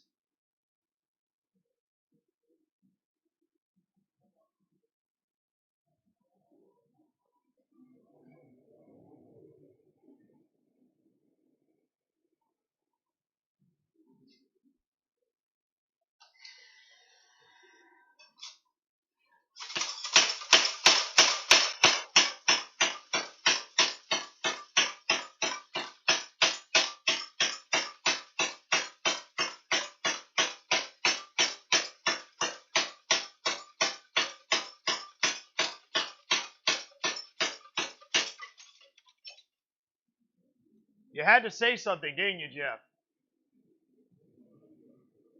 Now it just started going a little sluggish there, or maybe it's because Mark pointed out the Mark asked me if I had the other belt, but I do, so I'm going to change it out here.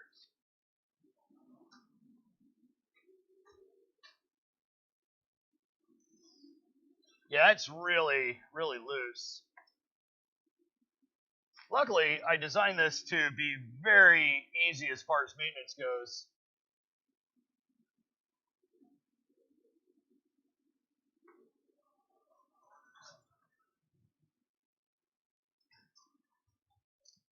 So there you go, 10-second belt change. And we should be back in action.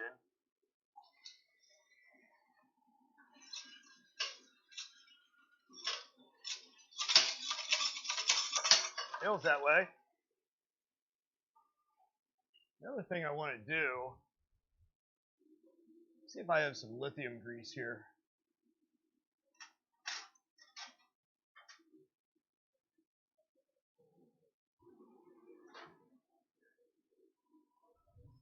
It's been a while since I've hit this up with any sort of grease.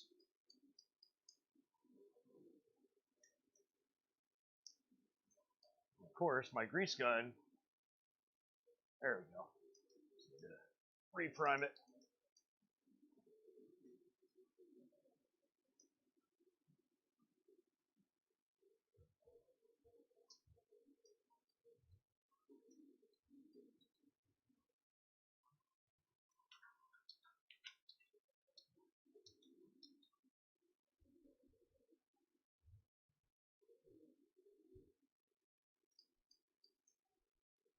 Might be time to get another tube of grease.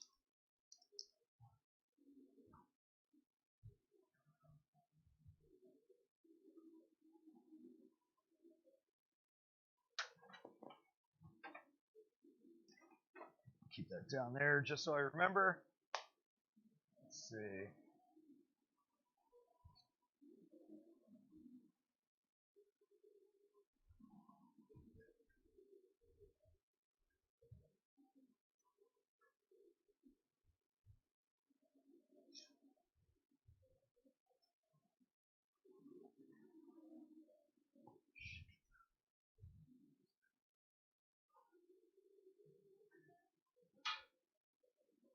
No, I did not put it on with my hands, Jeff.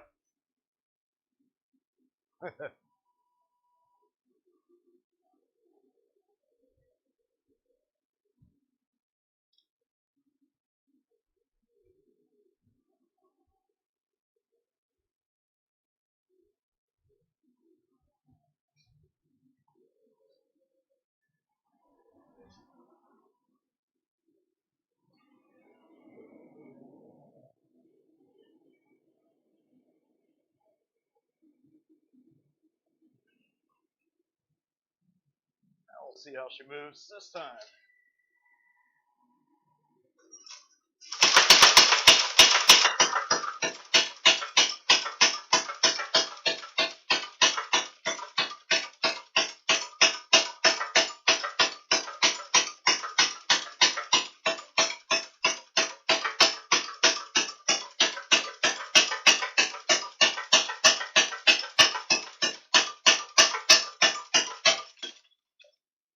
Well, that hits a lot harder.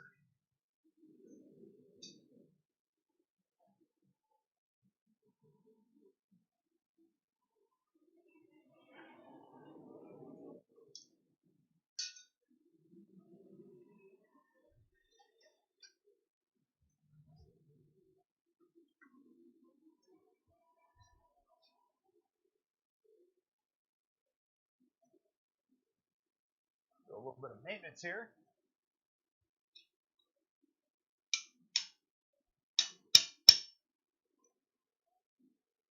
Just lining up my dies.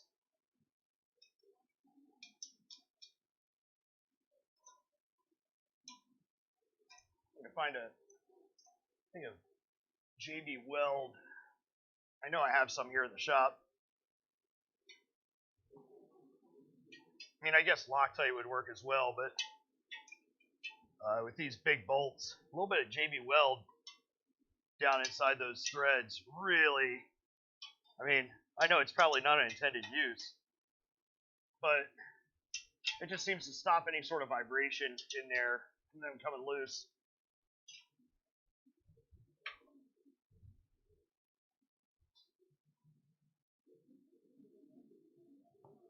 The belt dressing's all in a spray can too.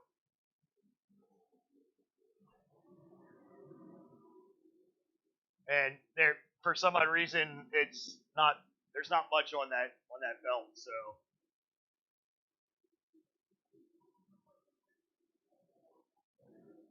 Not much left, I guess.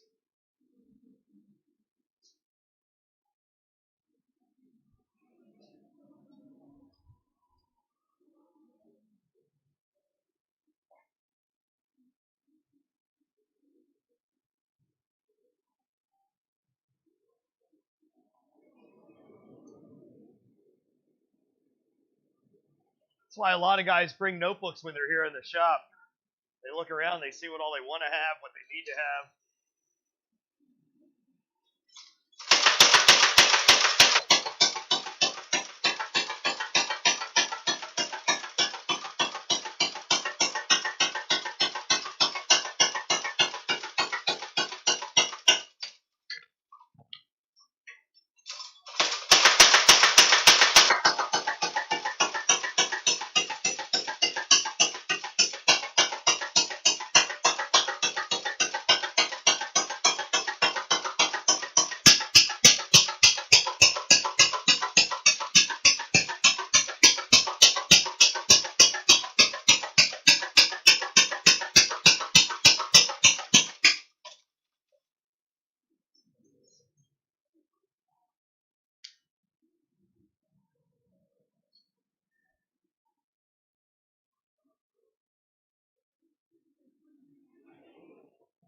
I don't know if you can tell the performance difference there.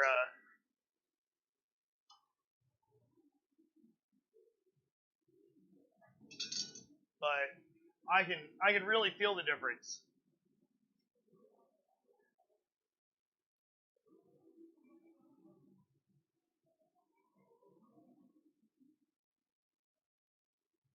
Yeah, Mark. Sometimes I get guys here with freaking cameras. It's almost like they're insurance guys cataloging equipment in case something horrible happens to the shop.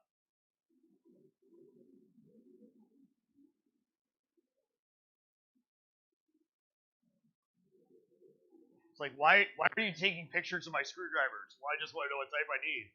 You trust me, you don't need those screwdrivers.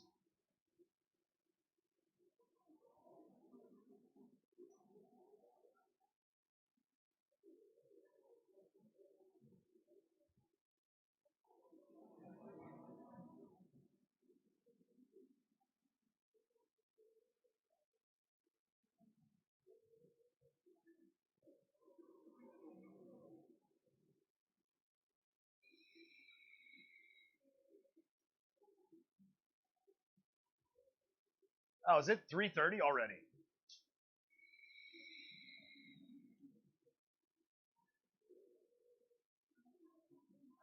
I have all the doors closed, so I'm kind of blocked off from the outside world right now.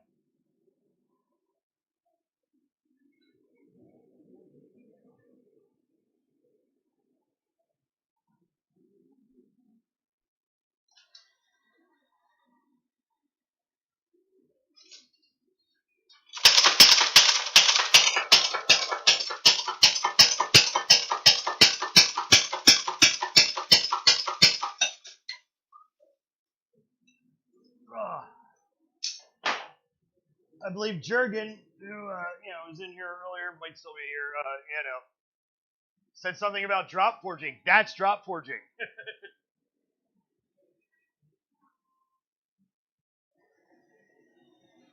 Blacksmith dad joke.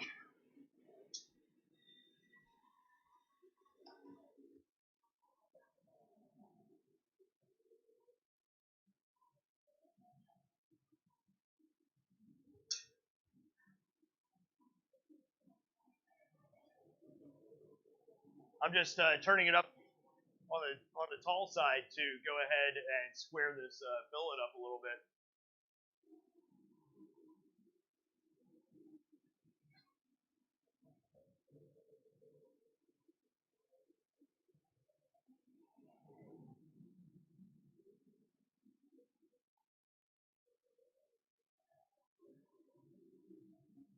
Yes, time flies when you're live streaming.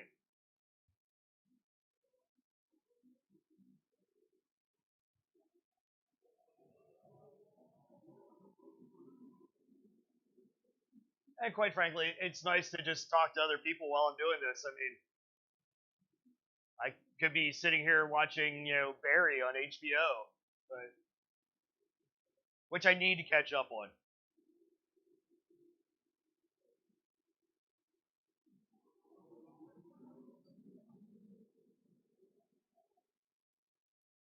But at the same time, I also need to keep my ass here in the shop and, just working on stuff.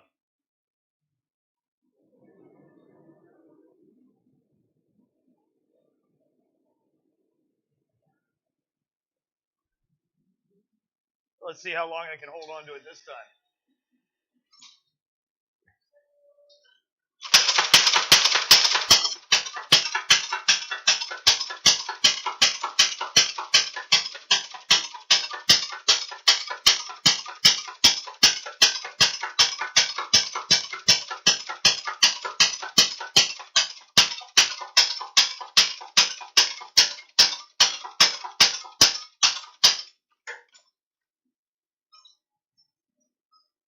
We're going to see how uniform we are.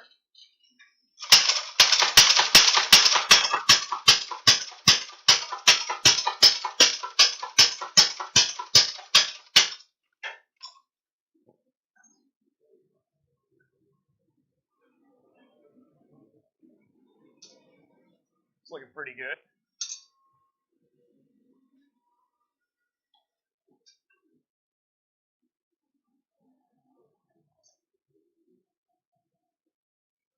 Oh man, if I could only have one, Jeff.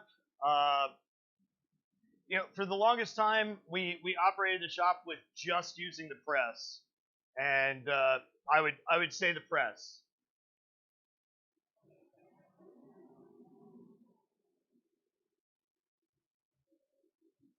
Just my own personal opinion. There's a lot more, making custom tooling for it. It's not always the fastest tool, but sometimes you don't want the fastest tool.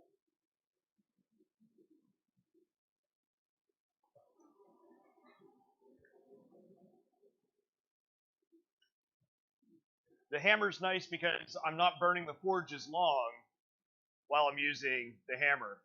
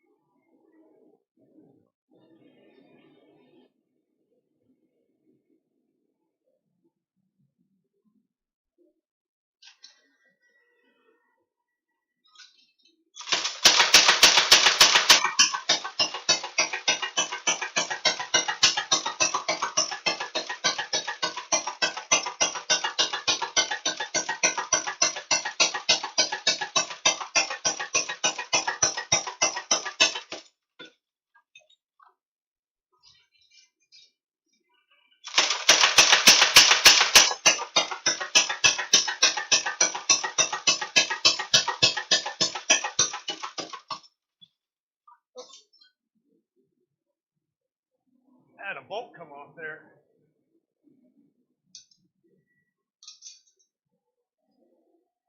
Or out.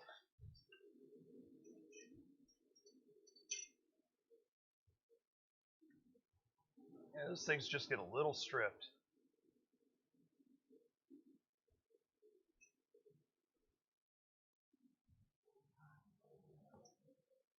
While I'm looking, let me just double check.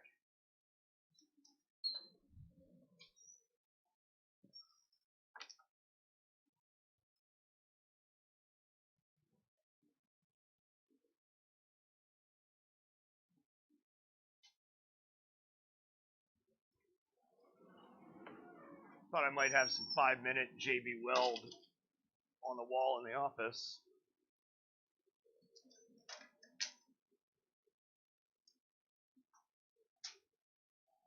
Just don't think I do. And I don't think I have any Loctite in here.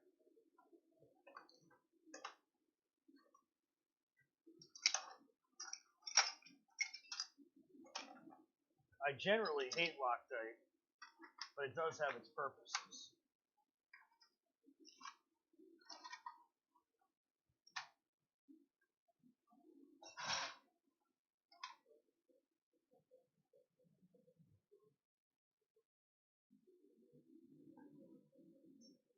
Okay, so failing that, let's see if I have I should, a second bolt.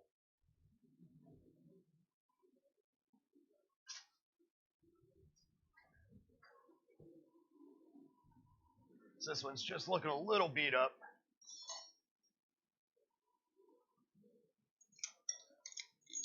Yeah, Jeff, I don't think you'll go wrong with that. I think a press would definitely I think a press would probably fit most people's needs.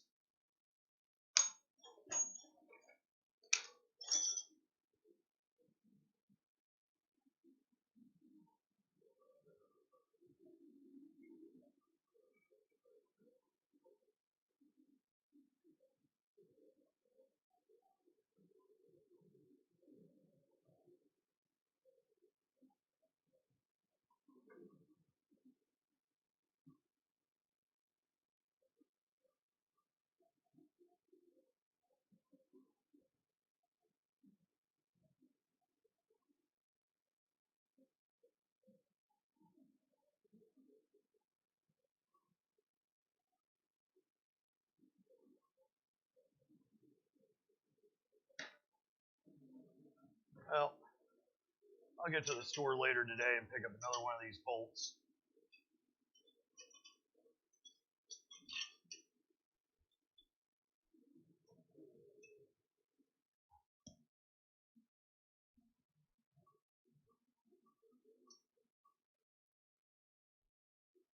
Uh-huh. I may see the reason for this.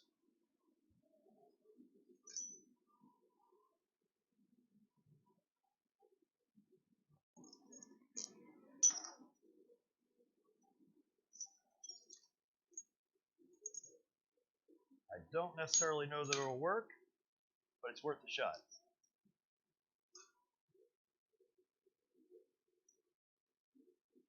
Yeah, I guess I could just use regular epoxy.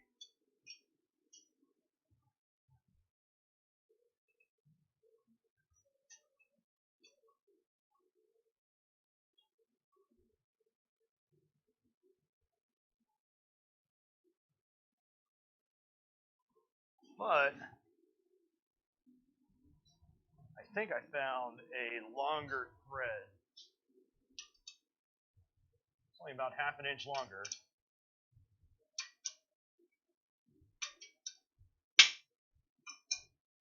The problem is that the non-threaded portion is also longer.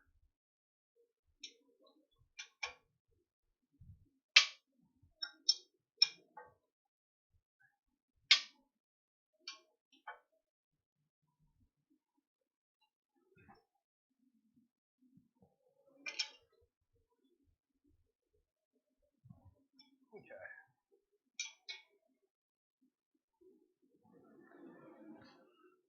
I think that'll work.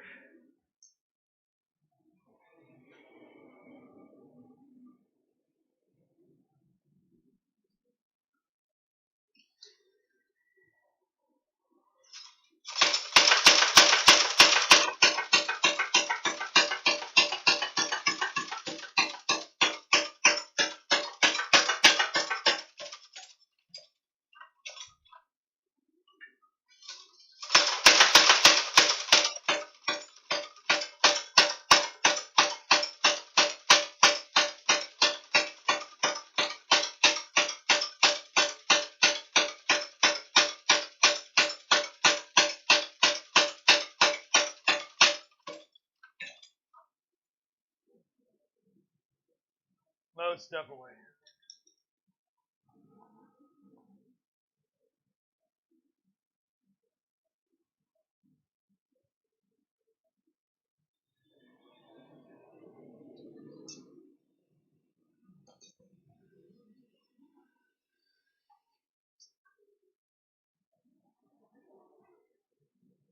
All right, we're back in business, kids.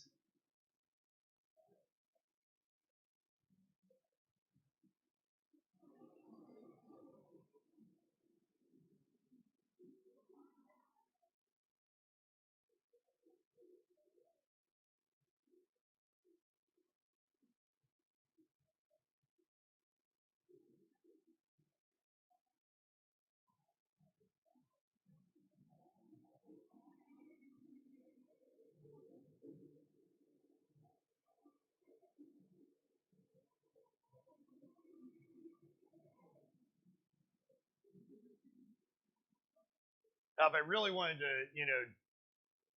draw this out evenly, really fast, I would have switched over to just straight drawing dies.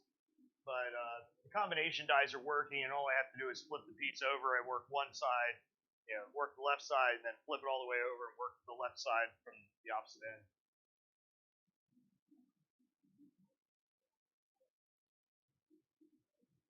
And then just run it all out under the flat side to smooth it out.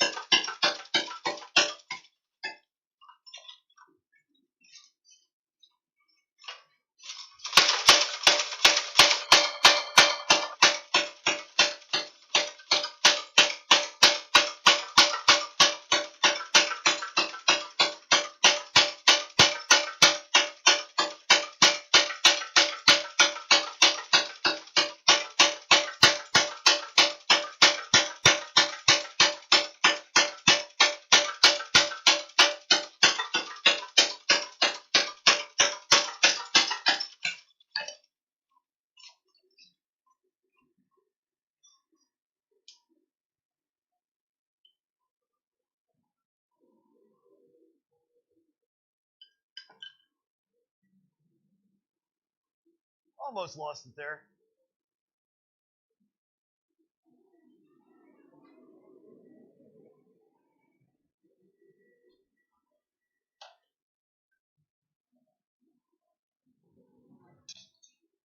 Starting to look pretty good.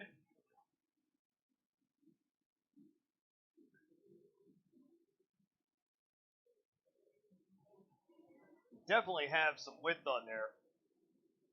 And the amount of material that we have is great.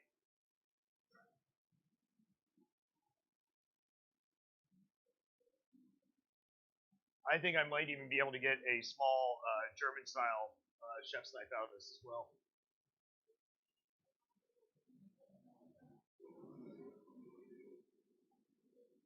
So 2 knives for the price of 1 today.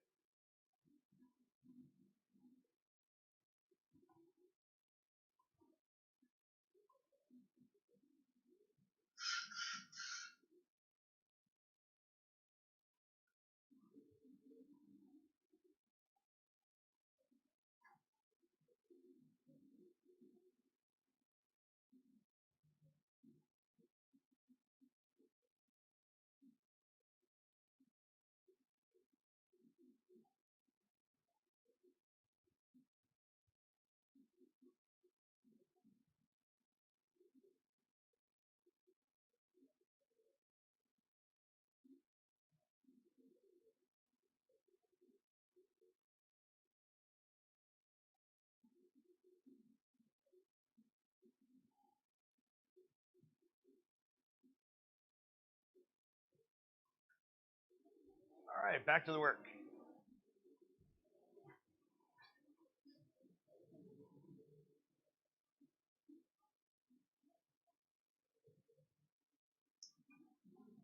So the question is, do I want to set this down a little bit, bring it down in width, because if we stack it one more time, I mean, I'm going to end up with a really wide blade. Not that I care. I'd like to go a little over 2 inches on this.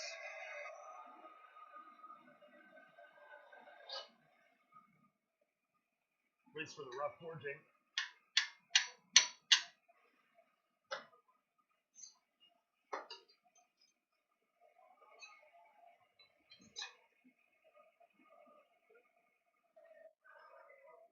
So what I'm doing is I'm putting the small square dies back in.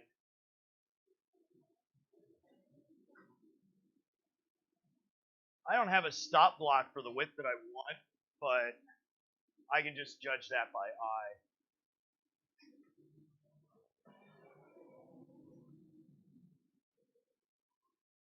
Right now, we're not at a crucial stage where it has to be, this dimension.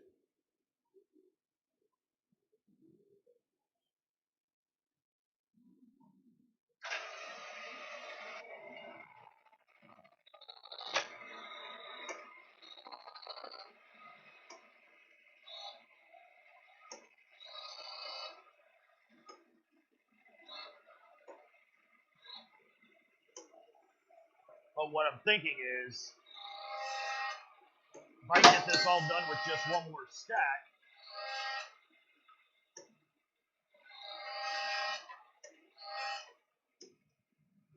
by being able to cut this into 4 pieces, that's going to be a lot nicer.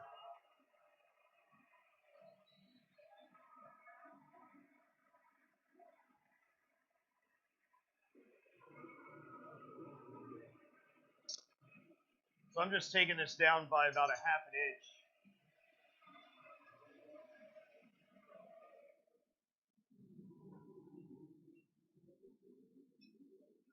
Then it'll be good to finish it up under the hammer, just to clean it up.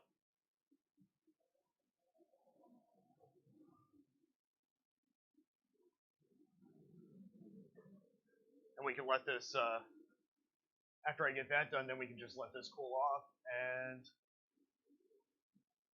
or I can grind it hot. I don't really care. Cut it, restack it, and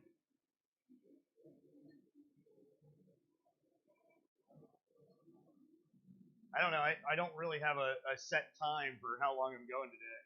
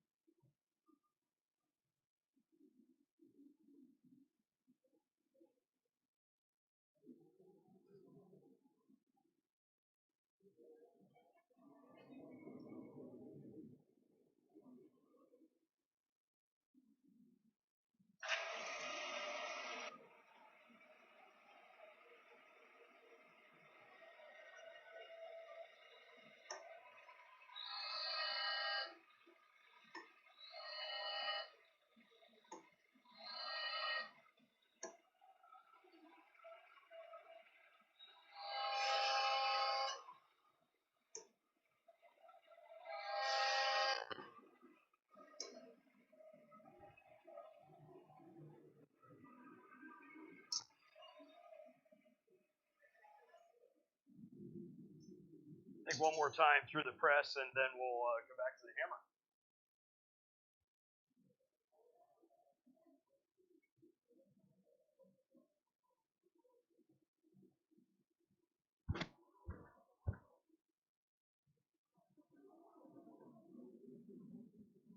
Definitely a much more manageable size. When you start getting really wide, at least I have 2-inch tongs, but they don't hold it that well at that thickness.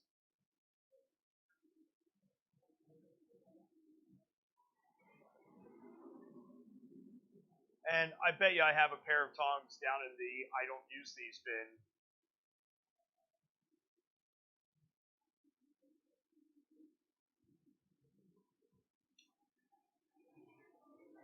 But that just seems like too much work to dig out.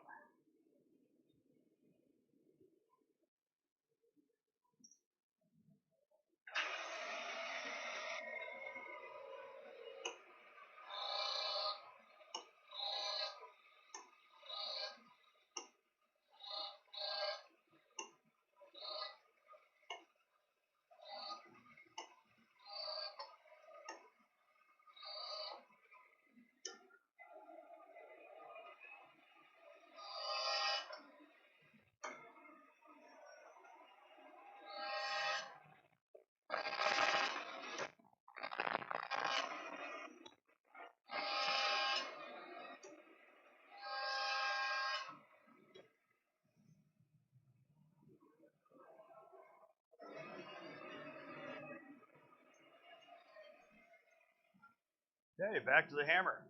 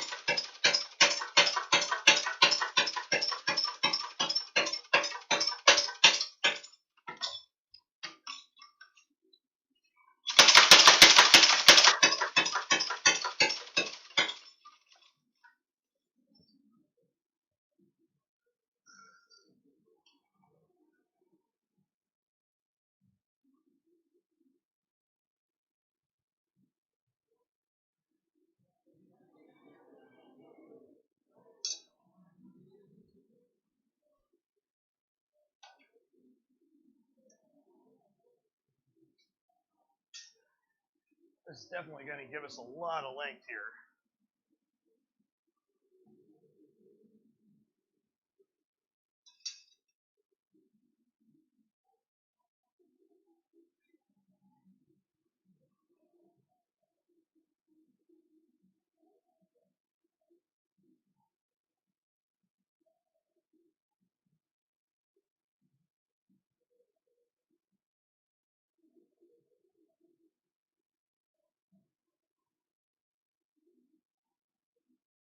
Jeff, one of the nice things about the hydraulic press is that you can get really creative with making dies.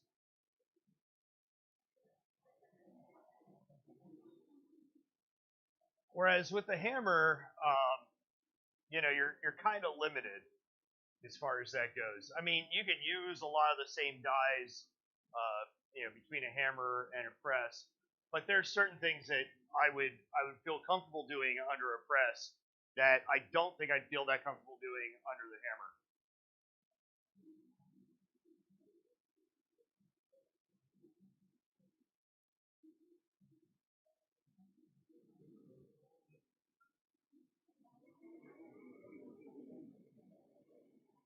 Those tongs are just going to be a little too small.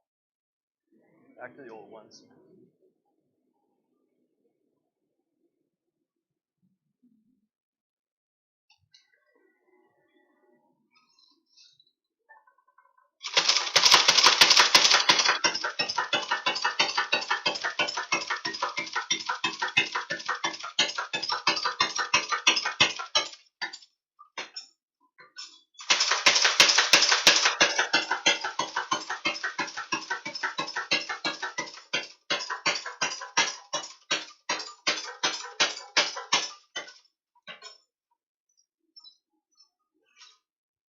hear the sound.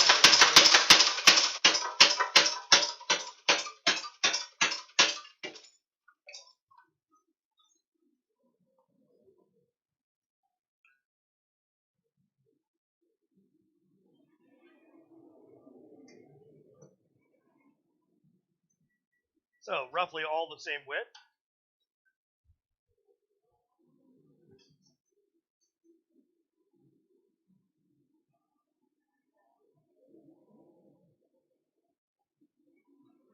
But now we're back up to,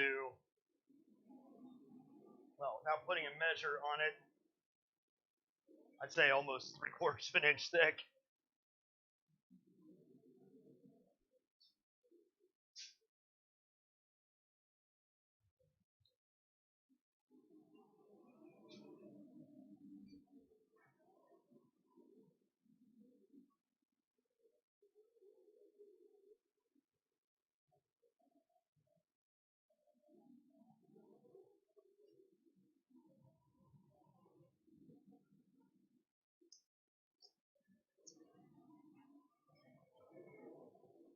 It's funny how hot the hammer gets. All the grease I put on there has just melted and flowed.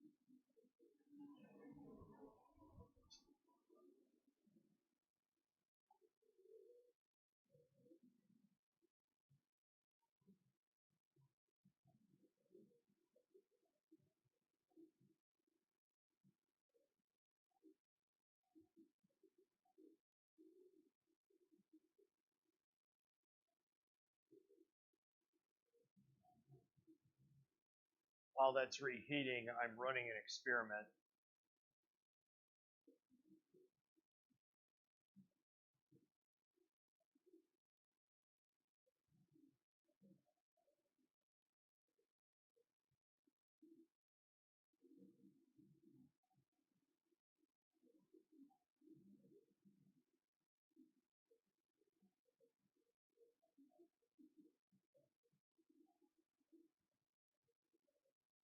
So 28-second delay.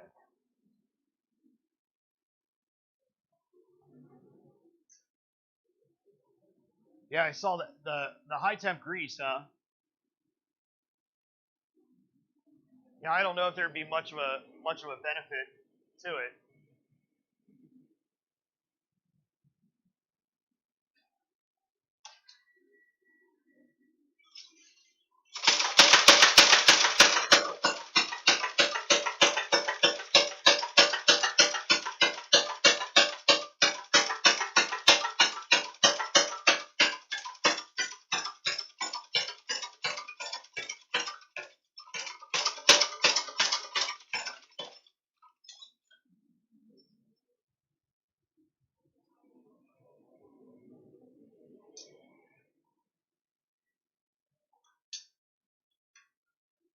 Definitely have a little bit of a bend going on here.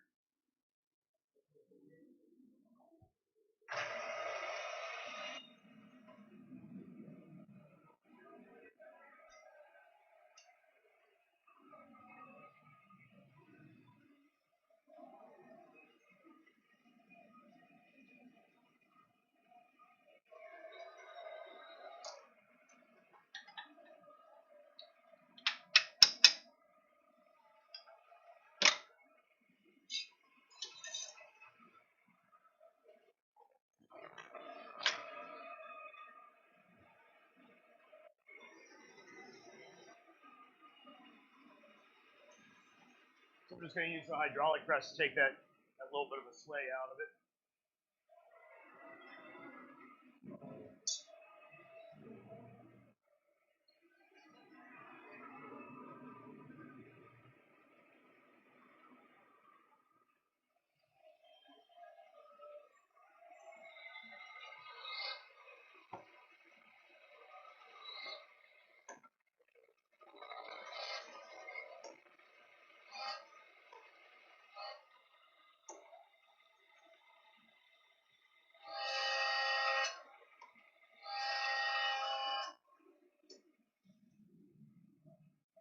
We're coming up with a really nice billet there.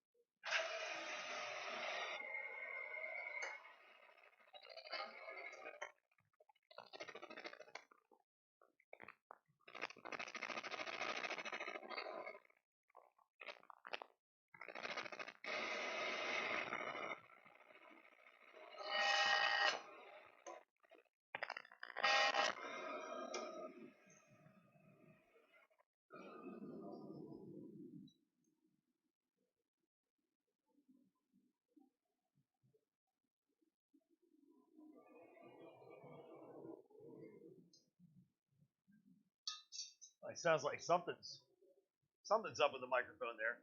Yeah, Jeff, it's getting to a really nice length. I was just looking at it, I'm like, God, I could, not that I will, but I could make a sword out of this damn thing if I wanted to.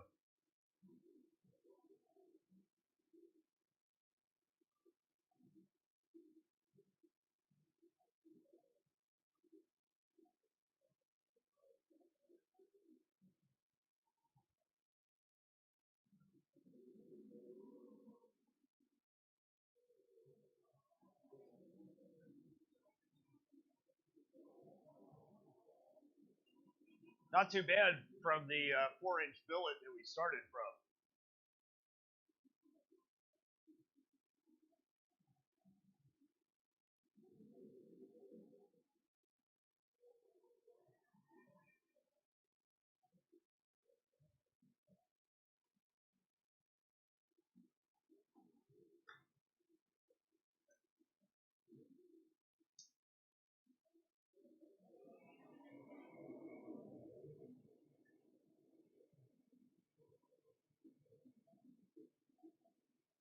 So I'm going to come back to the power hammer. I just want to make sure that I can get a good grip on this.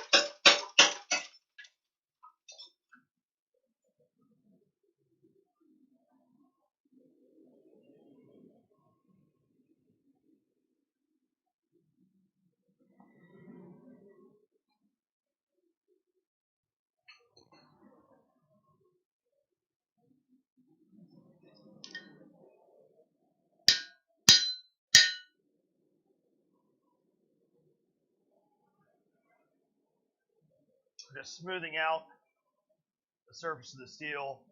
It's looking really nice. It's going to be very easy to clean.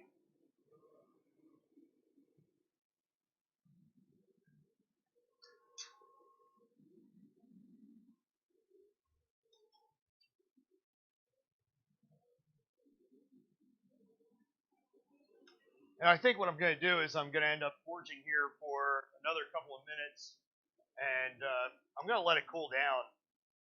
Then I'm going to take a break, have dinner, and I'll be back in the forge later on this evening. So we'll make this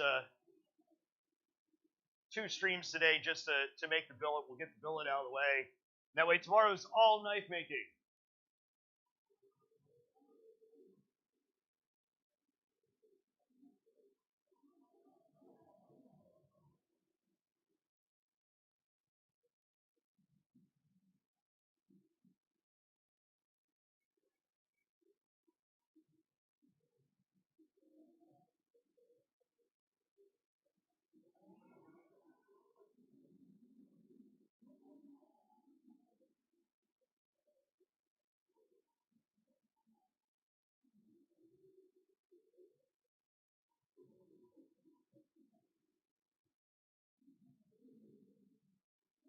So yeah, with the way we stand right now, if I cut this into 4, that gives me 72 or 74 layers. Boy, my math is always off whenever I'm calculating this stuff. And that's where those other knives are that I've been making for my own kit, and I'm kind of liking the more marble-y kind of look to it.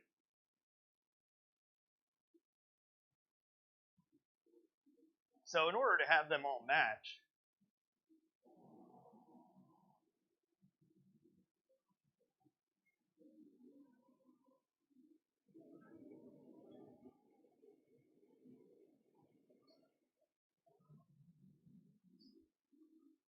because matching's important.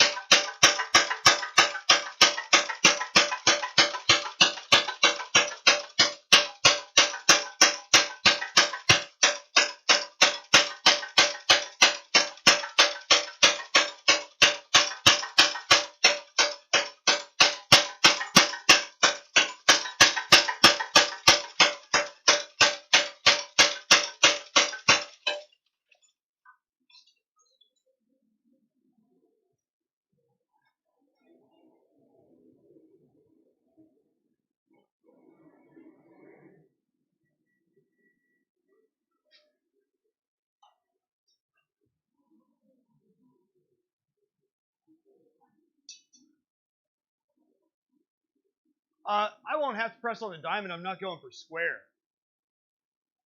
Or you mean just to give a pattern to it? I could.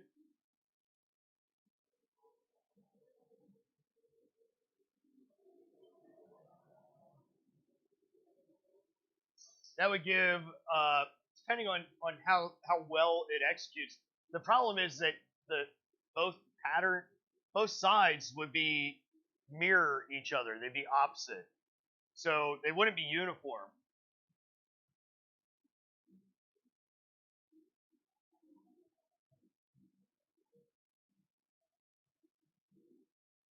least I don't think they would be.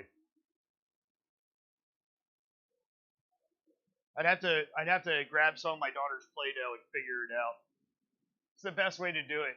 Make a couple of layers of Play-Doh, get it into the form that you want it.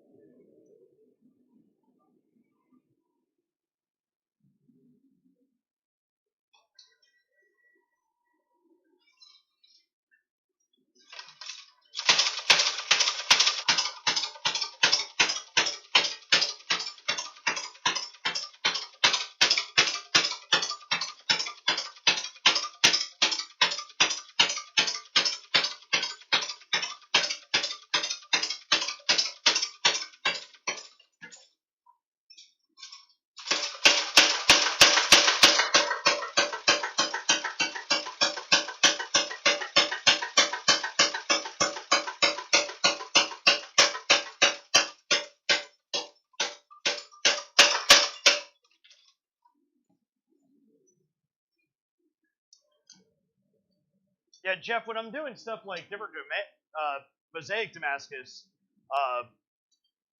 we'll take that, stack it on the diamond, but then we're also cutting it into fours and restacking that as a cube. And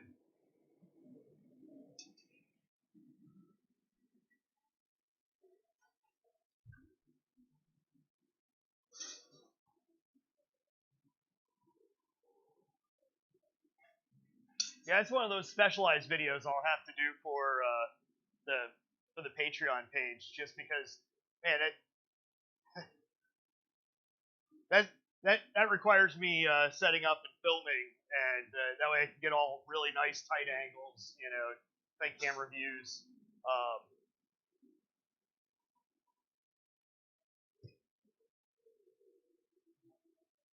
Hopefully Tim's not here anymore, because if he hears that, he'll want to do it.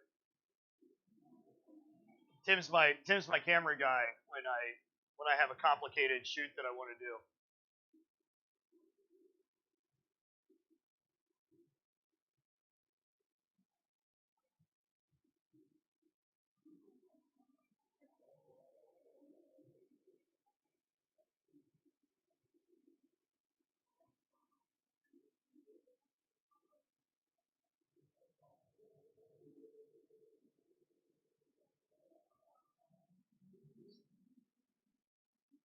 This will definitely be interesting enough.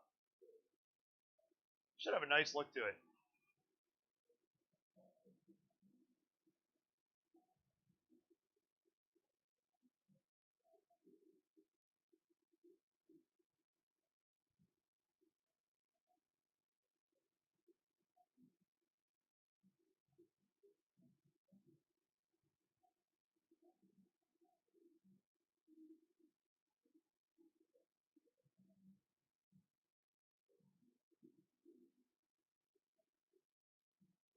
All right, Jeff, we'll see you later. Yeah, I'm going to take a break in about 11 minutes here. Maybe sooner.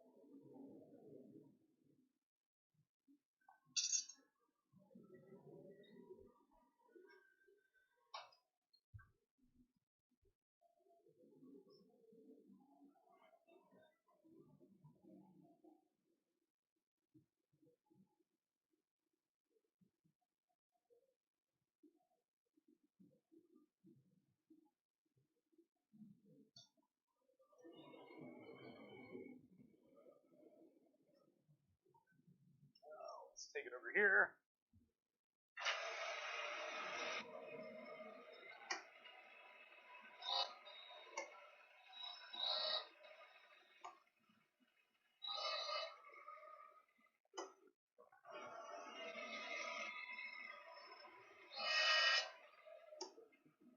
Squaring up the billet.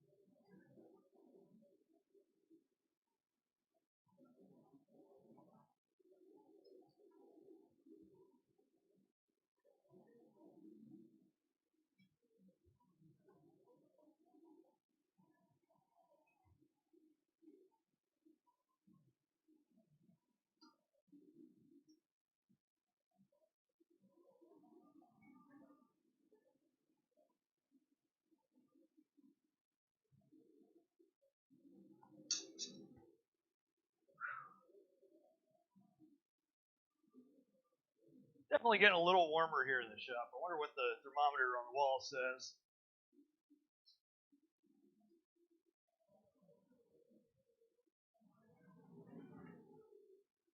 Well, it's a liar anyway.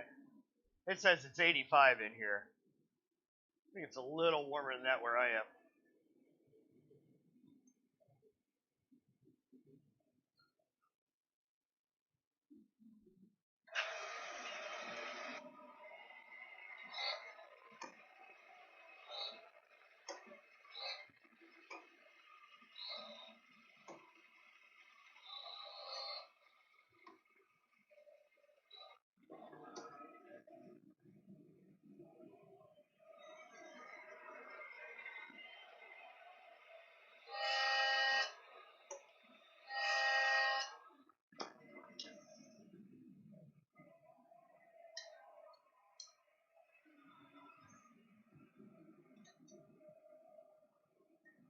While it's still hot, I'm just going to flatten all this out.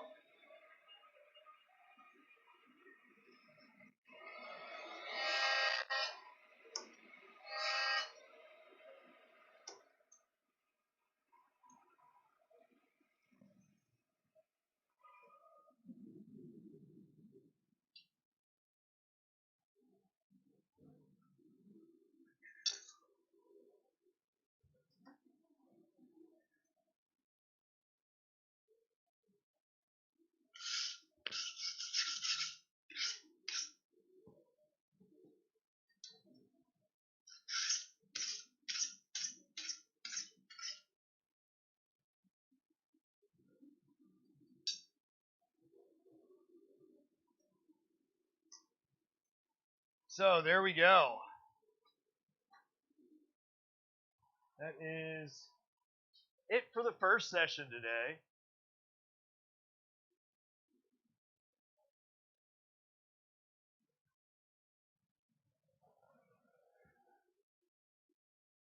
And I'll be back later on this evening to go ahead and cut and stack this one more time. Actually, I'm going to try to clean it up and cut, stack, and tack it all before I even start streaming tonight. So,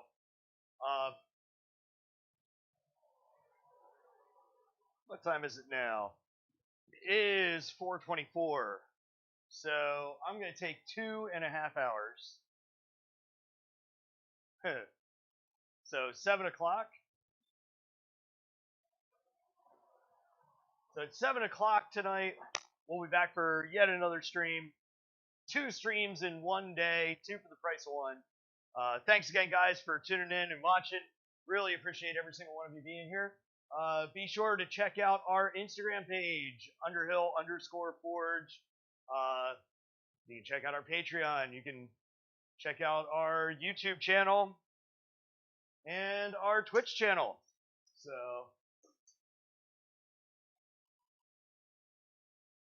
other than that, you can also, look at our website for class dates coming up and different classes we offer here at the shop. Yeah, I'll see you tonight at 7 o'clock. I'm going to go chill out for a little bit and come back and work hard. So, thank you guys for watching.